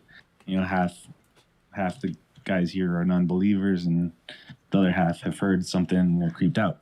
Well, kind of the most notable instances were once a couple of guys were sitting in the main office here, and it's just two of them, and then a sheet from one of the mailboxes comes flying off of the wall into the center of the room, and it's just the two of them been there, you know. But another instance was in one of the bunk rooms. There was this a chair in the corner, and one night I'm going to sleep there, and I'm laying down and facing the wall, and I just get this sensation that somebody's watching. You know, somebody's watching me, and I was like, well, you know, I'm just creeping myself out. You know, whatever. I'm gonna ignore it until I could fall asleep. I couldn't sleep that night, but I didn't look in the corner. And you know, tell the guys here. Everybody's got their own stories, right? Well, the other night, this is like a couple weeks ago, I'm here on shift again, and I'm kind of in that in between, falling asleep, and you know, just kind of dozing off. But I feel 3 taps on my shoulder, and I'm like, should I wake up? Like, it felt real as hell. Like, okay, you know, I look over, like, totally expecting to see somebody there, and there's nothing. But I felt those 3 taps. But that was one of the experiences. Now, the other more like outlandish, the only like other more outlandish experience I had, it's totally crazy, but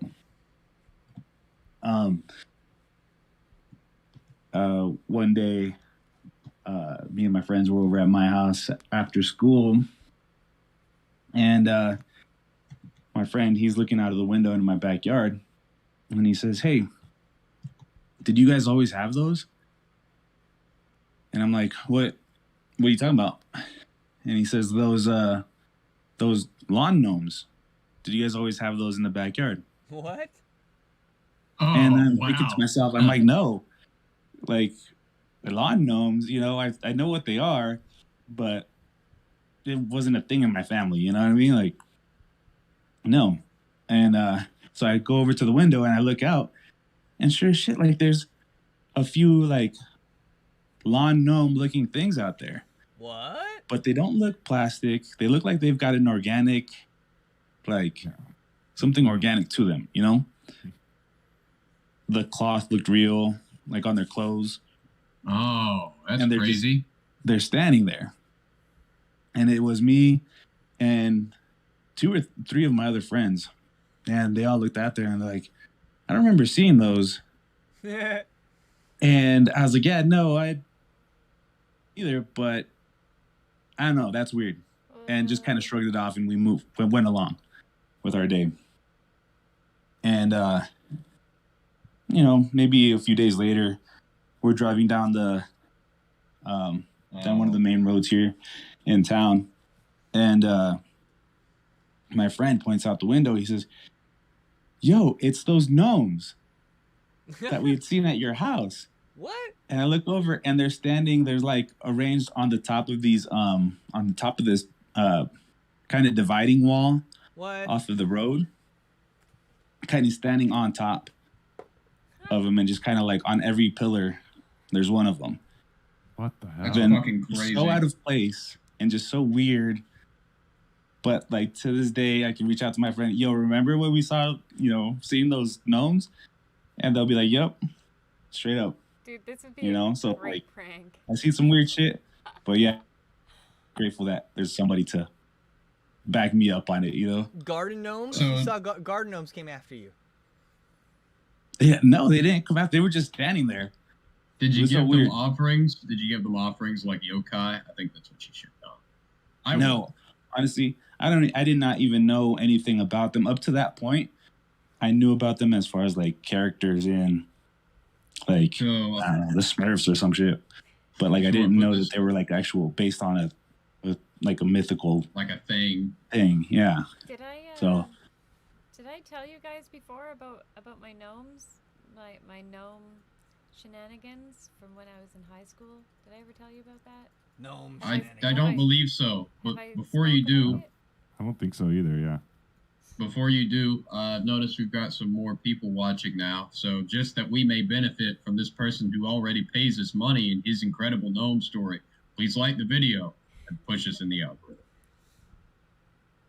This content is sponsored by viewers like you. Thank you. So I love NPR. this is not a paranormal story. This is just a story about lawn ornaments, but it's kind of funny, so I figured I'd just tell you guys. So when I was in grade 10, I met this girl named Becky, and she had a car. She was a few years older than me. I was 15, and she had a car and a license, so we'd drive around. And then we got this idea that we were going to start stealing lawn gnomes, teenage stuff. So what we'd do is we'd drive around during the day so we could see all the lawns, and we'd write down all the addresses. And then at nighttime, in the middle of the night, we'd come back to these addresses and we would just go and steal these gnomes. And we did this for a long time, like all throughout grade 10. And so we lost count somewhere, like I think it was over 170 gnomes in her apartment. We lost count after that. Oh my goodness. We had Wow. dude, we had so many gnomes, and we were like Fucking kleptomania. we were like young high school goth kids, so we were painting them all like evil, and like we'd Corpse paint. we'd repaint there was one that had like rocks in the wheelbarrow, and we'd repaint them so it would look like bloody eyeballs in a wheelbarrow, or like their shovels would have blood on them. They're like, we tried to make them all creepy and evil looking. So anyways, we used to use laundry baskets to put the gnomes inside, and then when we'd get back to the apartment building, we'd just carry these laundry baskets in, and we'd stick one of the heavier gnomes in the elevator door to hold it open while we brought them in. And I guess somebody else in the apartment building saw us bringing in the gnomes and called the police. So then we're upstairs, same night, we sit down, we start painting our gnomes for the evening, for the night, middle of the night, and we get a knock on the door, and she goes and looks through the peephole, and Becky's like, it's the cops. And I was like, well, I guess let them in. Like, we've been found out. There's no hiding when you have over 170 gnomes. Like, they were everywhere. They were in the kitchen, hallway, bathroom, living room, everywhere. Wow. You can't even flush them. You can't get rid of them. I was like, Got to start smashing them and snorting the dust. So yeah, and we did make the front page of the newspaper. It was a small town, but it was something like lawn ornament theft on the rise in Duncan or something like that. But Did you get bitched at school? We let the cop in. It was actually two of them. We let the two cops in, and they were kind of like, Holy shit. they were like, wow, you ladies have a lot of lawn ornaments, and we were like, yeah. And So, we had to come clean. And then basically, so here's the thing about cops is apparently, if they don't have to do the paperwork, they'll find a way to not do the paperwork. So they basically told us, if you guys bring these gnomes back, we will not charge you. But if we get one more complaint, we're going to charge you with theft. So we packed as many gnomes, multiple trips, into the car as we could, and drove around, and I basically because she was driving, and I had my window down, and I would just toss lawn gnomes onto people's lawns, because when we would finish, we wouldn't keep all the addresses. We didn't know what gnome came from where. We'd been doing it for so long. So we were just driving around throwing gnomes onto people's lawns. And we never got charged for it. It was pretty awesome. No, I don't know. This one time when, okay, so this was the friend that I've known longer than any other. And I moved away from here, Georgia, in the middle of freshman year of high school. I had talked to him for 2 years, right? So I came back, and I had a car and a driver's license, and I hit him up around Christmas. And so we go hang out, and I suggest that we go walk around Osborne High School, because that's where I went. I kind of left under some fairly traumatic circumstances, so I wanted to see the last place that I had fun. Or at least the last kids that I had fun with. I fucking hated school anyway. But, yeah, so there was a traffic barrel there. And, I opened up the back of my car and I threw it in and I sped away really fast. And I think I still have it. I don't know. That's it. I was just proud of my traffic barrel. If I don't have it, I'll say it here tonight. I promise this chat within a month I will have a new traffic barrel. So we are at an hour and 40. Do we want me to read one more long story about gnomes? Long gnome story? Yes. Before, you guys ever see the Goosebumps TV show, live action show? There was an episode with gnomes, and they look creepy in that one. I don't think I have. I didn't much care for Goosebumps. Was that based on a Goosebumps book? Because I think I might have read the book for that. Yeah, they're all the little short stories are live action takes on the stories. Some people are really weirded out by gnomes. I got weirded out by them because of that show, because of that. I like how this guy with the Backstreets of Japan video stops to apply an eyedropper or something to his camera and blow the rain out. Yeah. He looks like he has to. That looks pretty chill. I want to do that. All right. Fun. Okay. So last story of the night, because I'm getting tired. This is going to be kind of a longer one, but I'm going to see if I can read it and keep the momentum going. I'm going to put the snow video on in the background real quick before I get started. It's got to advertise Tiffany's at us because blonde girls. Okay. You like diamonds. You love them. You loves the diamonds. You like a dime. You love the diamonds. You like the diamonds? I like the blood diamond. I wish I had a couple of conflict diamonds. All right. I don't know what I'd do with them. But I'd look at them and I'd say, mined by a child slave under threat of armed force. Okay. All right. So I'm gonna tell one more story. Here we go. Let's see. This is kind of a longer one, but I collected it from 4chan. It's pretty fun. All right. So today I want to tell a story with B about my winter deep in the Yukon with my grandfather and the strange things that occurred during those dark months. Quick note, the story's a little long. About 3 years ago, when I was at the spry age of 18, I decided I wanted to take a year off of school before going to university. Do a bit of soul searching, if you will. Well, as it happened, my father decided that this would be a great opportunity.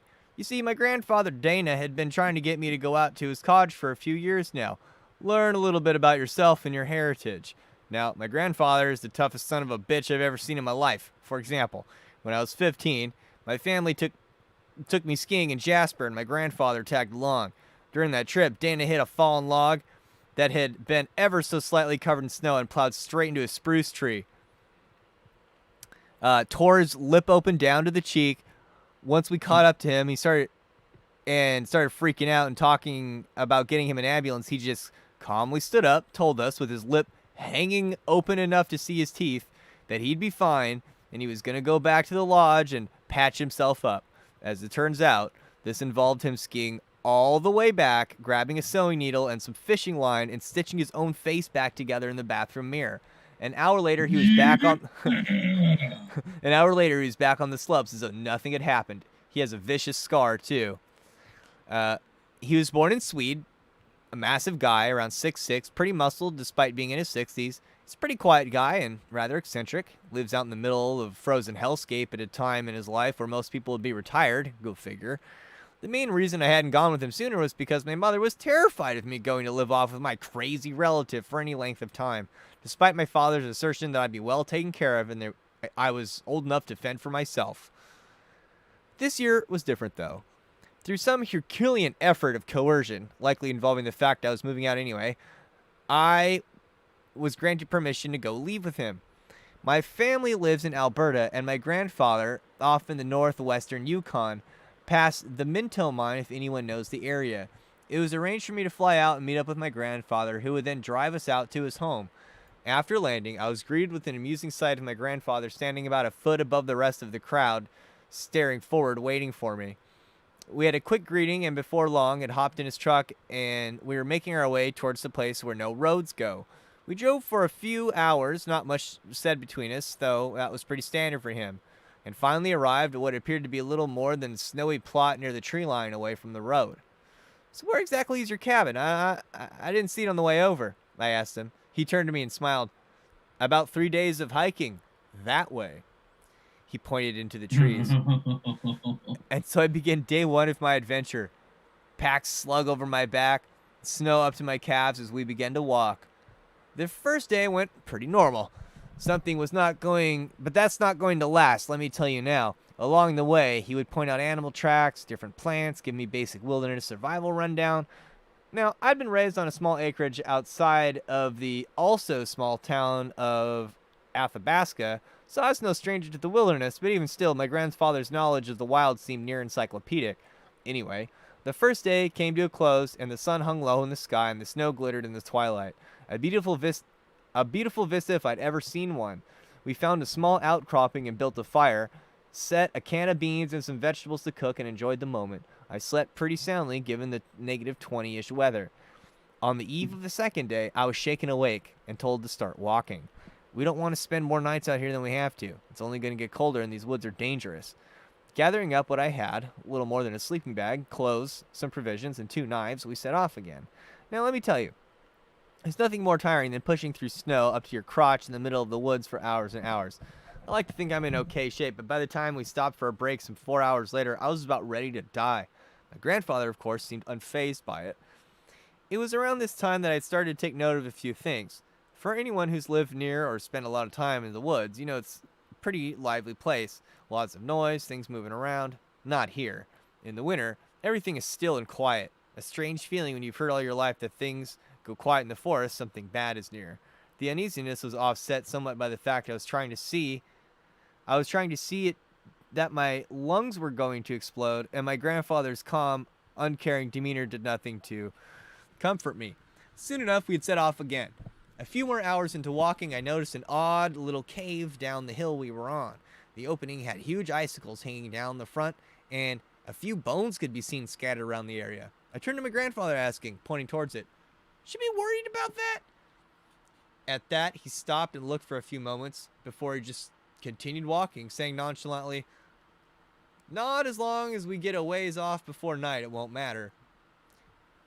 When we settled for the night, I was sure I would be out before I hit the ground, but without so much of a glance, I was told to wait. I was told to get firewood and start dinner. Sitting myself under a tree, I watched as he walked off, leaving me alone in the dwindling light of the day. Let's see. Sitting there, listening to the fading sound of my grandfather walking further and further away, I couldn't help but notice how strangely suffocating the woods were. Now, I had spent days camping before, sometimes with friends and other times alone, but this seemed different. Maybe it was the quiet. When the simple act of turning her head to the side seemed to echo through the trees, Maybe it was the way the evergreens, burdened with snow, seemed to bend into the growing gloom, form strange, inky shapes in the dim light. Whatever it was, I was starting to get nervous. The kind of unease that comes when you feel like you're being watched, even though you think you're alone. Before my mind started to walk down those dark roads of thought, my grandfather came stomping back through the tree line, bundle of broken branches under his arm. He set about showing me how to start a fire without matches or a lighter. He's old-fashioned like that. And soon enough, we had a nice little campfire going. It wasn't until the heat from the fire hit me that I noticed how damn cold it was. My hands stiff and slight shivers going over me. We should reach the cabin by about this time tomorrow if we keep up this pace. Before we go any further, I want you to understand something. Things are different out here. And if I tell you to do something, I expect you to listen. Understood? I nodded and told him my dad had given me the rundown before I left. How much did he tell you? Just listen to whatever you say and stay safe, I replied, unsure of where he was going with this. All right, then. He didn't say anything for the rest of the night, and I was too tired to ask. Despite my exhaustion, I found that I lied awake for quite a while, staring up at the sky, listening to the gentle crackling of the fire. I don't really know why. I should have had no problem sleeping after a day of hiking, cold notwithstanding, but regardless, I found myself quite unable to drift off, even after the moon had risen and shone over the area. It was around then that I heard something in the forest, like a sort of whispering. At first I figured it was just the wind, but looking at the treetops, they weren't moving at all. I listened harder, but couldn't make out what was being said. It was so faint. I sat up and looked around to see if something was there, or maybe if my grandfather had been mumbling in his sleep. When I tried to listen in again, it was silent. I figured it was just something on the breeze and laid back to sleep. And sleep came soon after. I was once again woken by Dana, as the sun had just begun to slow creep over the distant mountains. As we were gathering up our equipment, he asked me if I had slept well. I told him that the cold would take a little getting used to, but otherwise it was fine. He just sort of looked at me for a moment before grunting and tying off his pack. Once more we set off, deeper into the wilderness. The third day went without incident. It was only after yet more hours of tedious and exhausting trailblazing that we finally came into view of my grandfather's, quote, home, built right up against the cliff face. No windows adorned it, just massive logs the whole way around. A small chimney rose up from the roof, easy to spot given that the trees had been cleared about 20 meters around the cabin, replaced with numerous small wooden stakes set at varying intervals. As soon as we got closer, I noticed they were actually fence posts. Barbed wire was strung between them, and ever so often there was a much taller post, set a ways back from the fence. In a dim light, I couldn't really make out much about it, though I was curious what they were and why they were there. Whatever the reason, I was in no mood to play 20 questions. I just wanted to get inside and sleep in a warm place. Before we could get in, however, it seemed there were a few things to be done. My grandfather lifted one of the posts out of the ground, allowing us to enter, and told me to put it back and make sure it wasn't going to fall. He was going to get the door open. It didn't take too long. The snow around the cabin was much less than the surrounding area, making walking blessedly easier. After I finished up, I made my way around the side of the cabin and found my grandfather carefully taking down numerous little metallic things hung over the door. I could see them glinting in the little daylight, but I couldn't make out exactly what they were. Again, I was too tired to really care and just wandered inside with my grandfather as soon as he finished taking down the last one. "The bed over there is yours," he said, pointing to a small cot in one corner of the room.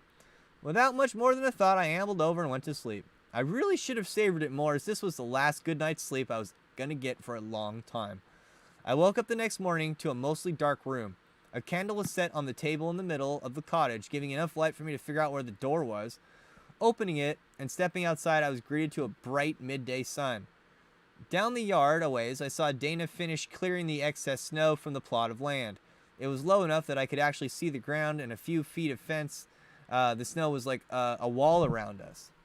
The light, as well as something in the vein of 14 hours sleep, allowed me to really take stock of the area around me. I could now see that the tall posts from the night before had been whittled down so that only pale heartwood remained. Carved all over each of them were words, thousands of them tightly packed and varying from neat to high indecipherable scratches. Reading through it didn't really seem to be a rhyme or reason to what was written down. It was mostly random words, mostly in Swedish and a few Norwegian. I'm not fluent, but I picked up a few words over the years. I guess Dana had noticed me staring, and he had begun walking over. What are these supposed to be? I gestured to the other posts of a familiar nature. I gestured to the other posts of a similar nature around the yard. They were part of an old VOG, or a word wall. It helps to keep things calm at night. I wouldn't stare at them too long, though.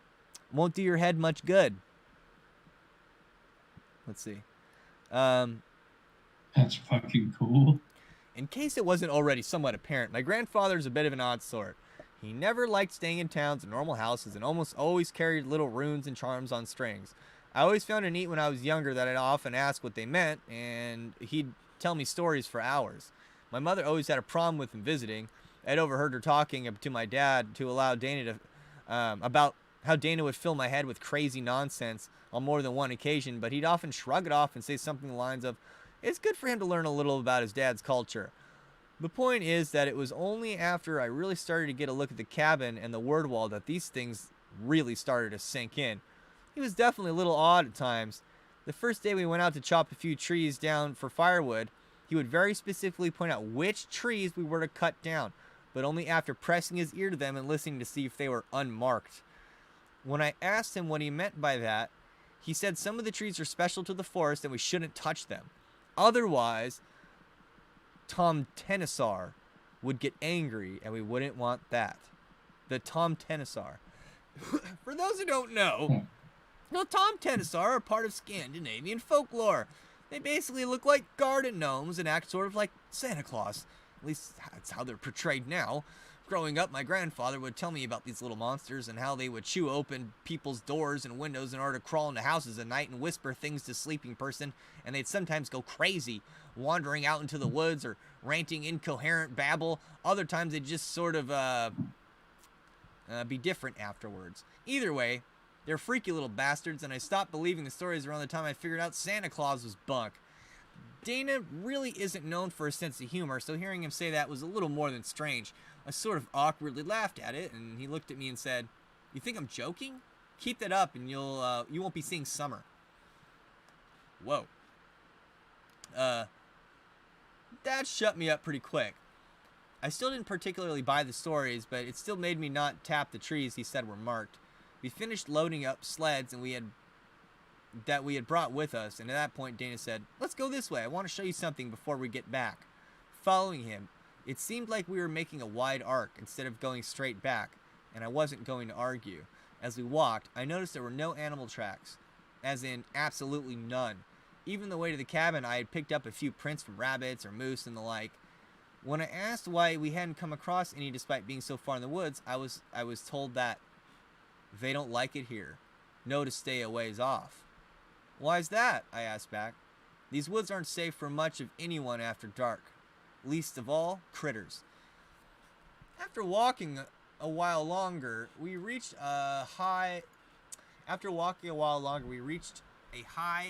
at the edge of the section of forest we were. Dana pointed out beyond the now sparse tree line. What lay past it, the vast snowy rises and falls of the untamed wild. Honestly, it was one of the most beautiful things I'd ever seen. There was an overturned tree, and he motioned for me to sit on it. For a little while, we just sat there taking in the view until he sighed. "Now, I know you're going to be new to all this for a while, but I think you ought to know. Things are different here. I need you to trust me when I tell you something, or else it could get both of us killed. You understand?" I said I did. I figured that he had taken my reaction to him talking about the Tom Tenisar to heart. He may be strange, but he means well, so I figured I would humor him and make it easier for both of us.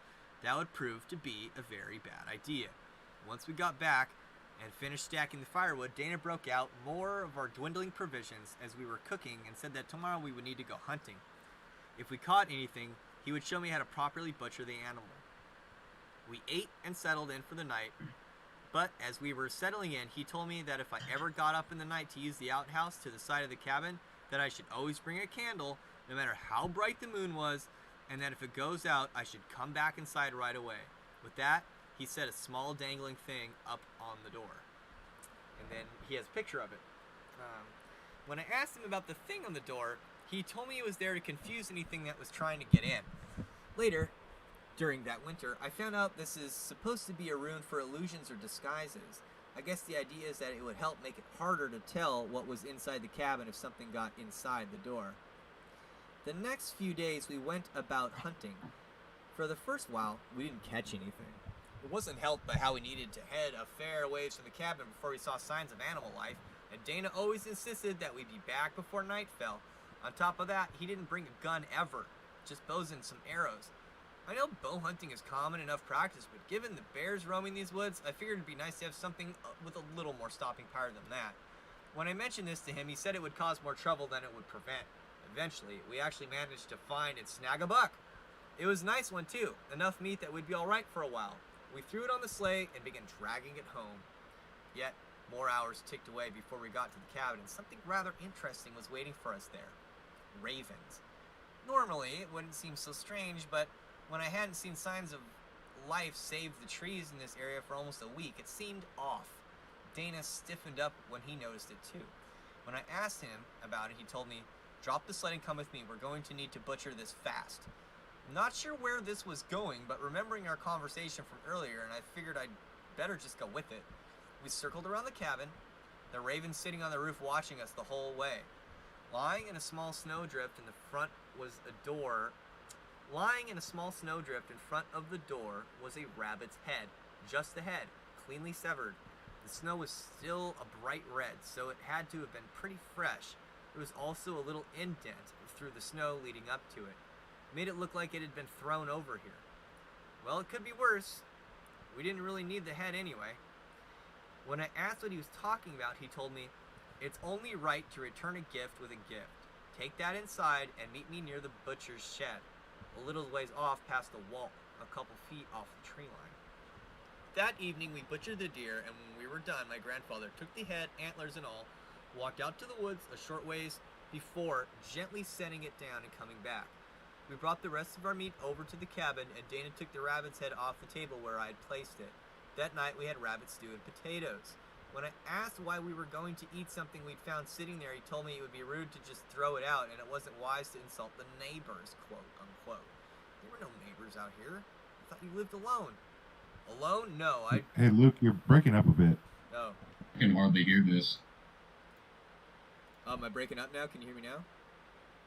A little bit. Check. Check. Check. Check. Check. Check. Check. Check. Now you're just not making that. How about now? That's Yeah. good. Much better. I wonder what happened. I think your mic sounds significantly different. I think it dropped out. Oh no! How long ago did that happen? I don't A couple know. minutes. Do you have a laptop mic? A couple minutes. Oh no, you guys. Okay, here we go. I mean, I got a lot of it, but when I jumped in, Yeah, I thought it was just internet. Oh, that sucks. Yeah. I had a feeling to check on that. Okay, well, let's keep going. I'll finish up. The next morning, when we went out to check the fence, as was becoming routine, I walked out to see the spot and put the head where the head had been put down. There was nothing there, not even a bit of blood. The next few weeks went by in relative peace. We would collect firewood ever so often. We went ice fishing occasionally, and every morning we cleared snow away from the cabin. The temperature continued to drop as the winter solstice drew near, the already short days becoming a scant few hours near perpetual twilight. You'd think it would get old seeing the same sun set throughout most of the day, but you'd be wrong. It managed to be breathtaking each and every time. I probably would have stood there staring at it all day if it wasn't being ushered along by Dana. Things probably would have continued much the same way if I hadn't fucked up one night. It was somewhere around mid-December. You start losing track of the days out there, especially when they're mostly night, and we were about to go ice fishing again. We set out early as the sun was just barely peeking over the distant mountain range, and hiked for about an hour until we reached a small frozen over lake. We set out like always, checking the ice's thickness, cutting, hold, etc. After only a few minutes into it, we had heard the snapping and crackling of branches behind us. We both stopped and stared for a few moments before my grandfather said it was fine, though I could tell he was bothered. Ever so often he'd look back and scan around the trees. We weren't having much luck with the fish, and we're about to call it a day when I got a tug on my line. I pulled up a big trout and thought that was great. We hadn't had fish in a while. When I turned to see my grandfather, I noticed I saw him just sort of staring at it. A little confused, I gave another look over and saw it had a huge gashes taken out of it. Little lines through the gray scales. Throw it back. This isn't ours to take. Okay, then. I was a little nervous at this, although not too much had happened during my time here. And I had at least managed to pick up that when Dana got weird like this, it was best not to argue. I threw the fish back into the pond, and we started making our tracks back to the cabin. Along the way, I noticed that the trees near the lake, the ones we had heard the noise coming from, had huge cuts taken out of them. Not like with an axe or bear claws, more like numerous small chunks had been ripped out and thrown around. I asked what that was, and Dana just started walking faster, said we couldn't come back here, it wouldn't be safe. One of my more frequent chores was to go out and make sure the Ord Varg posts were still secure in the ground. One of many things that my grandfather was methodical about keeping just right. The word wall came second only to the food stores. This mainly involved going out and giving them a solid shove. If there was any shift, I needed to hammer them and pack the snow tighter around the bottom until it could no longer move at all. Anyway, that night, he insisted that we go over all of them again before going to sleep, and so we went after finishing our dinner, mostly deer. You'd be surprised how long a single deer can last. He took one end of the yard and I took the other. It was getting blistering cold out, where any bare skin started to sting. A cloud cover had swept over the land. There were no stars and no moon tonight, and the sun had dipped below the horizon, leaving everything inky black and gray. It was quiet again, like our hike up here, where every little movement you made sounded like an earthquake. A little ways off, I could hear my grandfather working, the shifting of his coat in the snow being pressed underfoot. I was about 3 posts down when I found one that was a little loose. I straightened it out and picked up the sledgehammer that we used to drive it back into the ground. As I lifted it up and got ready to bring down the post, cringing because I knew that in the suffocating silence of the forest this would be very loud. But I was about to swing when I heard something, like a quiet hissing mumble. Reflexively, I swung around while I was bringing the hammer down and hit the post with a glancing blow, knocking it off center. Spinning around, I tried to listen again, thinking maybe it was my imagination. But the woods will often make you think you're hearing things that you aren't. After a few seconds of nothing, I figured it was either just me imagining it or overhearing Dana saying something to himself. I turned to start fixing the post again, but as soon as I put my back to the trees, I heard it again. It seemed so... Hey, Luke. Yeah. Check your connection and restart at trees. Okay. Why does it keep doing that? Okay. Sorry, guys. Well, 1 second. definitely. These mics definitely sound different, so that was that. Check. Okay, H2N is still on. The wire seems to loosen over time. I hate that. Okay. Alright, start back at tree. The trees? Okay. Trees. There's trouble in the forest. There's unrest with the trees. Let's see. Yeah, so when he put his back to the trees, he heard it again. It seemed so quiet he couldn't make it out. It sounded like somebody whispering quickly and in a whistle-like tone. I really started to freak out now. I slowly began walking towards the cabin, my back to it, and the cliff face as I scanned the trees looking for where it was coming from. The noise didn't seem like it had a direction to it. It was like everywhere at once. Still quiet, indiscernible, but very much there. While in panic mode, combined with being tired and cold, I got it in my head that if I threw something into the woods, it might scare off whoever it was. Reaching the wood pile we had outside, I picked up a small log and threw it into the tree line and started shouting about how whoever was there needed to come out. My grandfather comes over. My name. What the fuck are you doing? I told him I heard something talking nearby, and before he can say anything, the trees near where I threw the log started to shake, and I could hear snapping branches. Get inside right now, he said, not taking his eyes off the trees, so that the two of us backpedaled into the cabin. By the time he closed the door, most of the trees had started shaking. The once oppressive stillness of the woods replaced with something akin to a hurricane.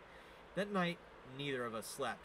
We sort of stared at the door, my grandfather holding his hunting knife. Throughout the night, the sound didn't die down. It was so loud and violent I thought the trees must have been snapped in half. Periodically, we heard things hitting cabin wall, crunches, ripping noises from every direction. I told myself that it was just branches, like hitting the wall. It was just a bad storm. Around an hour before dawn, things started to settle down, and soon enough my grandfather got up and went outside. I heard him start to swear and curse, so I hurried out after him and saw what had been done. The outside wall of the cabin had been covered from every inch, from top to bottom, with words violently slashed into the woods. Chunks had been ripped out of the corners and the door. The fence was in ruins. Some of the barbed wire had been thrown into the treetops, and many of the posts smashed into splinters. After a string of curses that I could barely even understand, he started to calm down. Never do anything like that again. Ever. Come on, we need to get the fence fixed before nightfall. And like that, he set off to start gathering up the broken fence pieces. At this point, I had gone from thinking my grandfather was a little unhinged and started to think that his native folklore was true, right up to thinking that he was, in fact, maybe the sanest man on earth. I helped him pick up the scattered remains of the fence. Ever so often, we would find little bits of fabric or hair stuck in the barbs. I didn't want to ask why.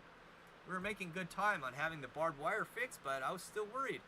Most of the posts that made up the word wall had been broken or were missing. When I asked about this, he said they won't like it, but hopefully if they just did this as a warning, tomorrow we'll go hunting and bring them something. And thank them for not killing us last night. Just as the sun started to set again, at this point in the year, there was only about 6 hours of daylight, making it difficult to do much. We had managed to get the barbed wire back into a rough semicircle around the cabin. Given the damage had been done the night before, I had asked how much good the barbed wire actually was going to hold, and that it didn't stop them, but it slowed them down since their beards and hats would get tangled in it, and they had a hard time getting free. I couldn't tell if this was a joke, but at this point, I was about ready to believe anything. Little did I know, I hadn't seen shit yet. The problem was that when the occurrence happened, it was almost December 21st, and that means the cold is unbearable. That there was little to no daylight, and by the time we got to the part of the wilds where the animals roamed, normally it was nearly time to start heading back. The first day we went out and searched for signs of animals we could bag, we didn't even see a squirrel. That night the wind was howling again. The creaking of the cabin would get to the point where I thought it would collapse on us. All the while I would stare at the cracks between the log walls where the candlelight didn't touch, and I swear I saw things moving in the dark. When I finally did drift off to sleep, the last thing I heard was a quiet whispering like I had before. The next few days were no better. Each time we'd go deeper and deeper into the woods, usually in the direction of the distant mountains. We would be frozen stiff to where there was a challenge for me. I had no idea how my grandfather managed at his age. Then he never slowed down. But we'd come back empty-handed. Each night the woods would be louder. The shadows in the cabin seemed to draw closer to the candlelight than the night prior. The whispering seemed to get more intense as well, so much that I started to make out words, though none of them were English, and if they were Swedish, I couldn't understand what I was hearing. On the third night, I asked if Dana could also hear it. He told me to try not to think about it. Each day was more overcast than the last one before it.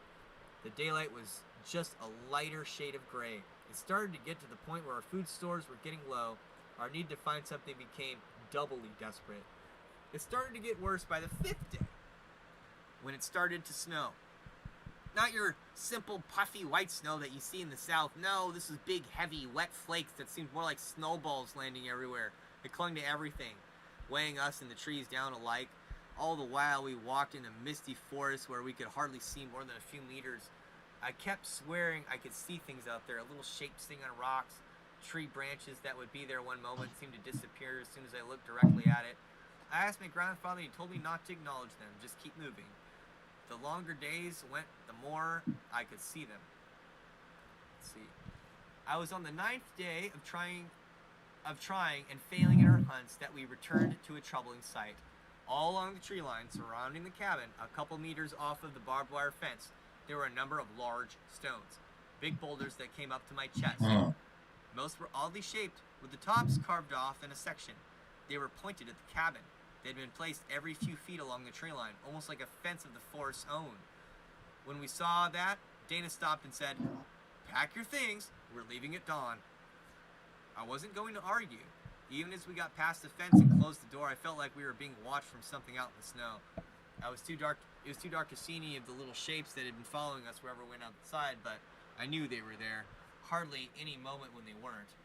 We didn't sleep long. Sometimes in the middle of the night, between howling winds and the biting cold, there was a deafening crash that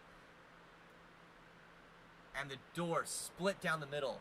Snow and frost flying in and blowing out the candle before we even knew what had happened.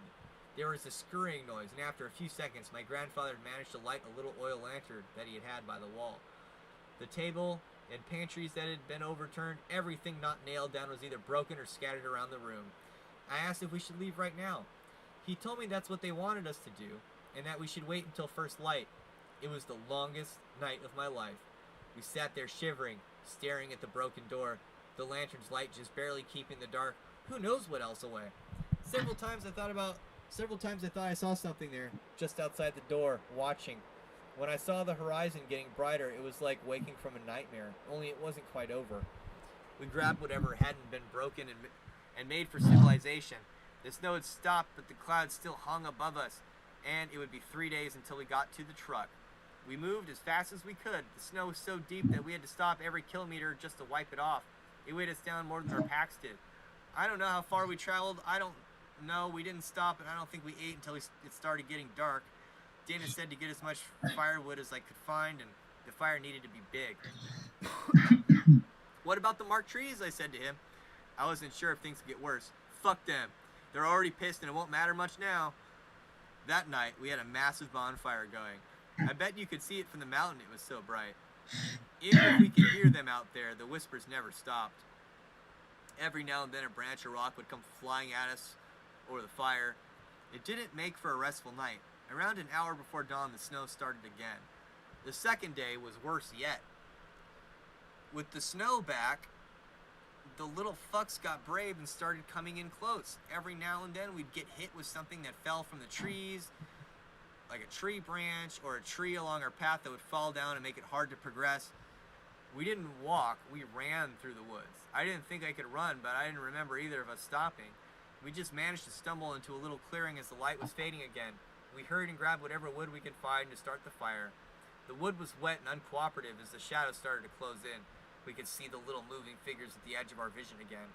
I guess Dana was getting to his wit's end because he grabbed a little oil lantern and broke it open, pouring the oil across the logs and lit it with the lantern sparker.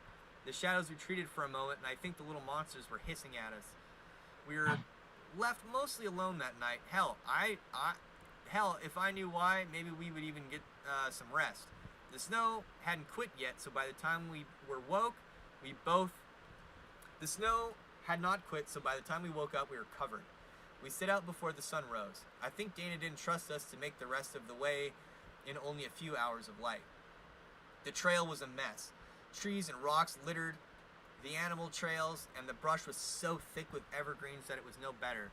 It was slow going, and of course we were still being followed.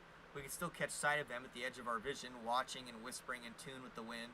I couldn't even tell which was which by this point. Sometimes I still can't. For whatever reason, we were left mostly untouched on the rest of the way back.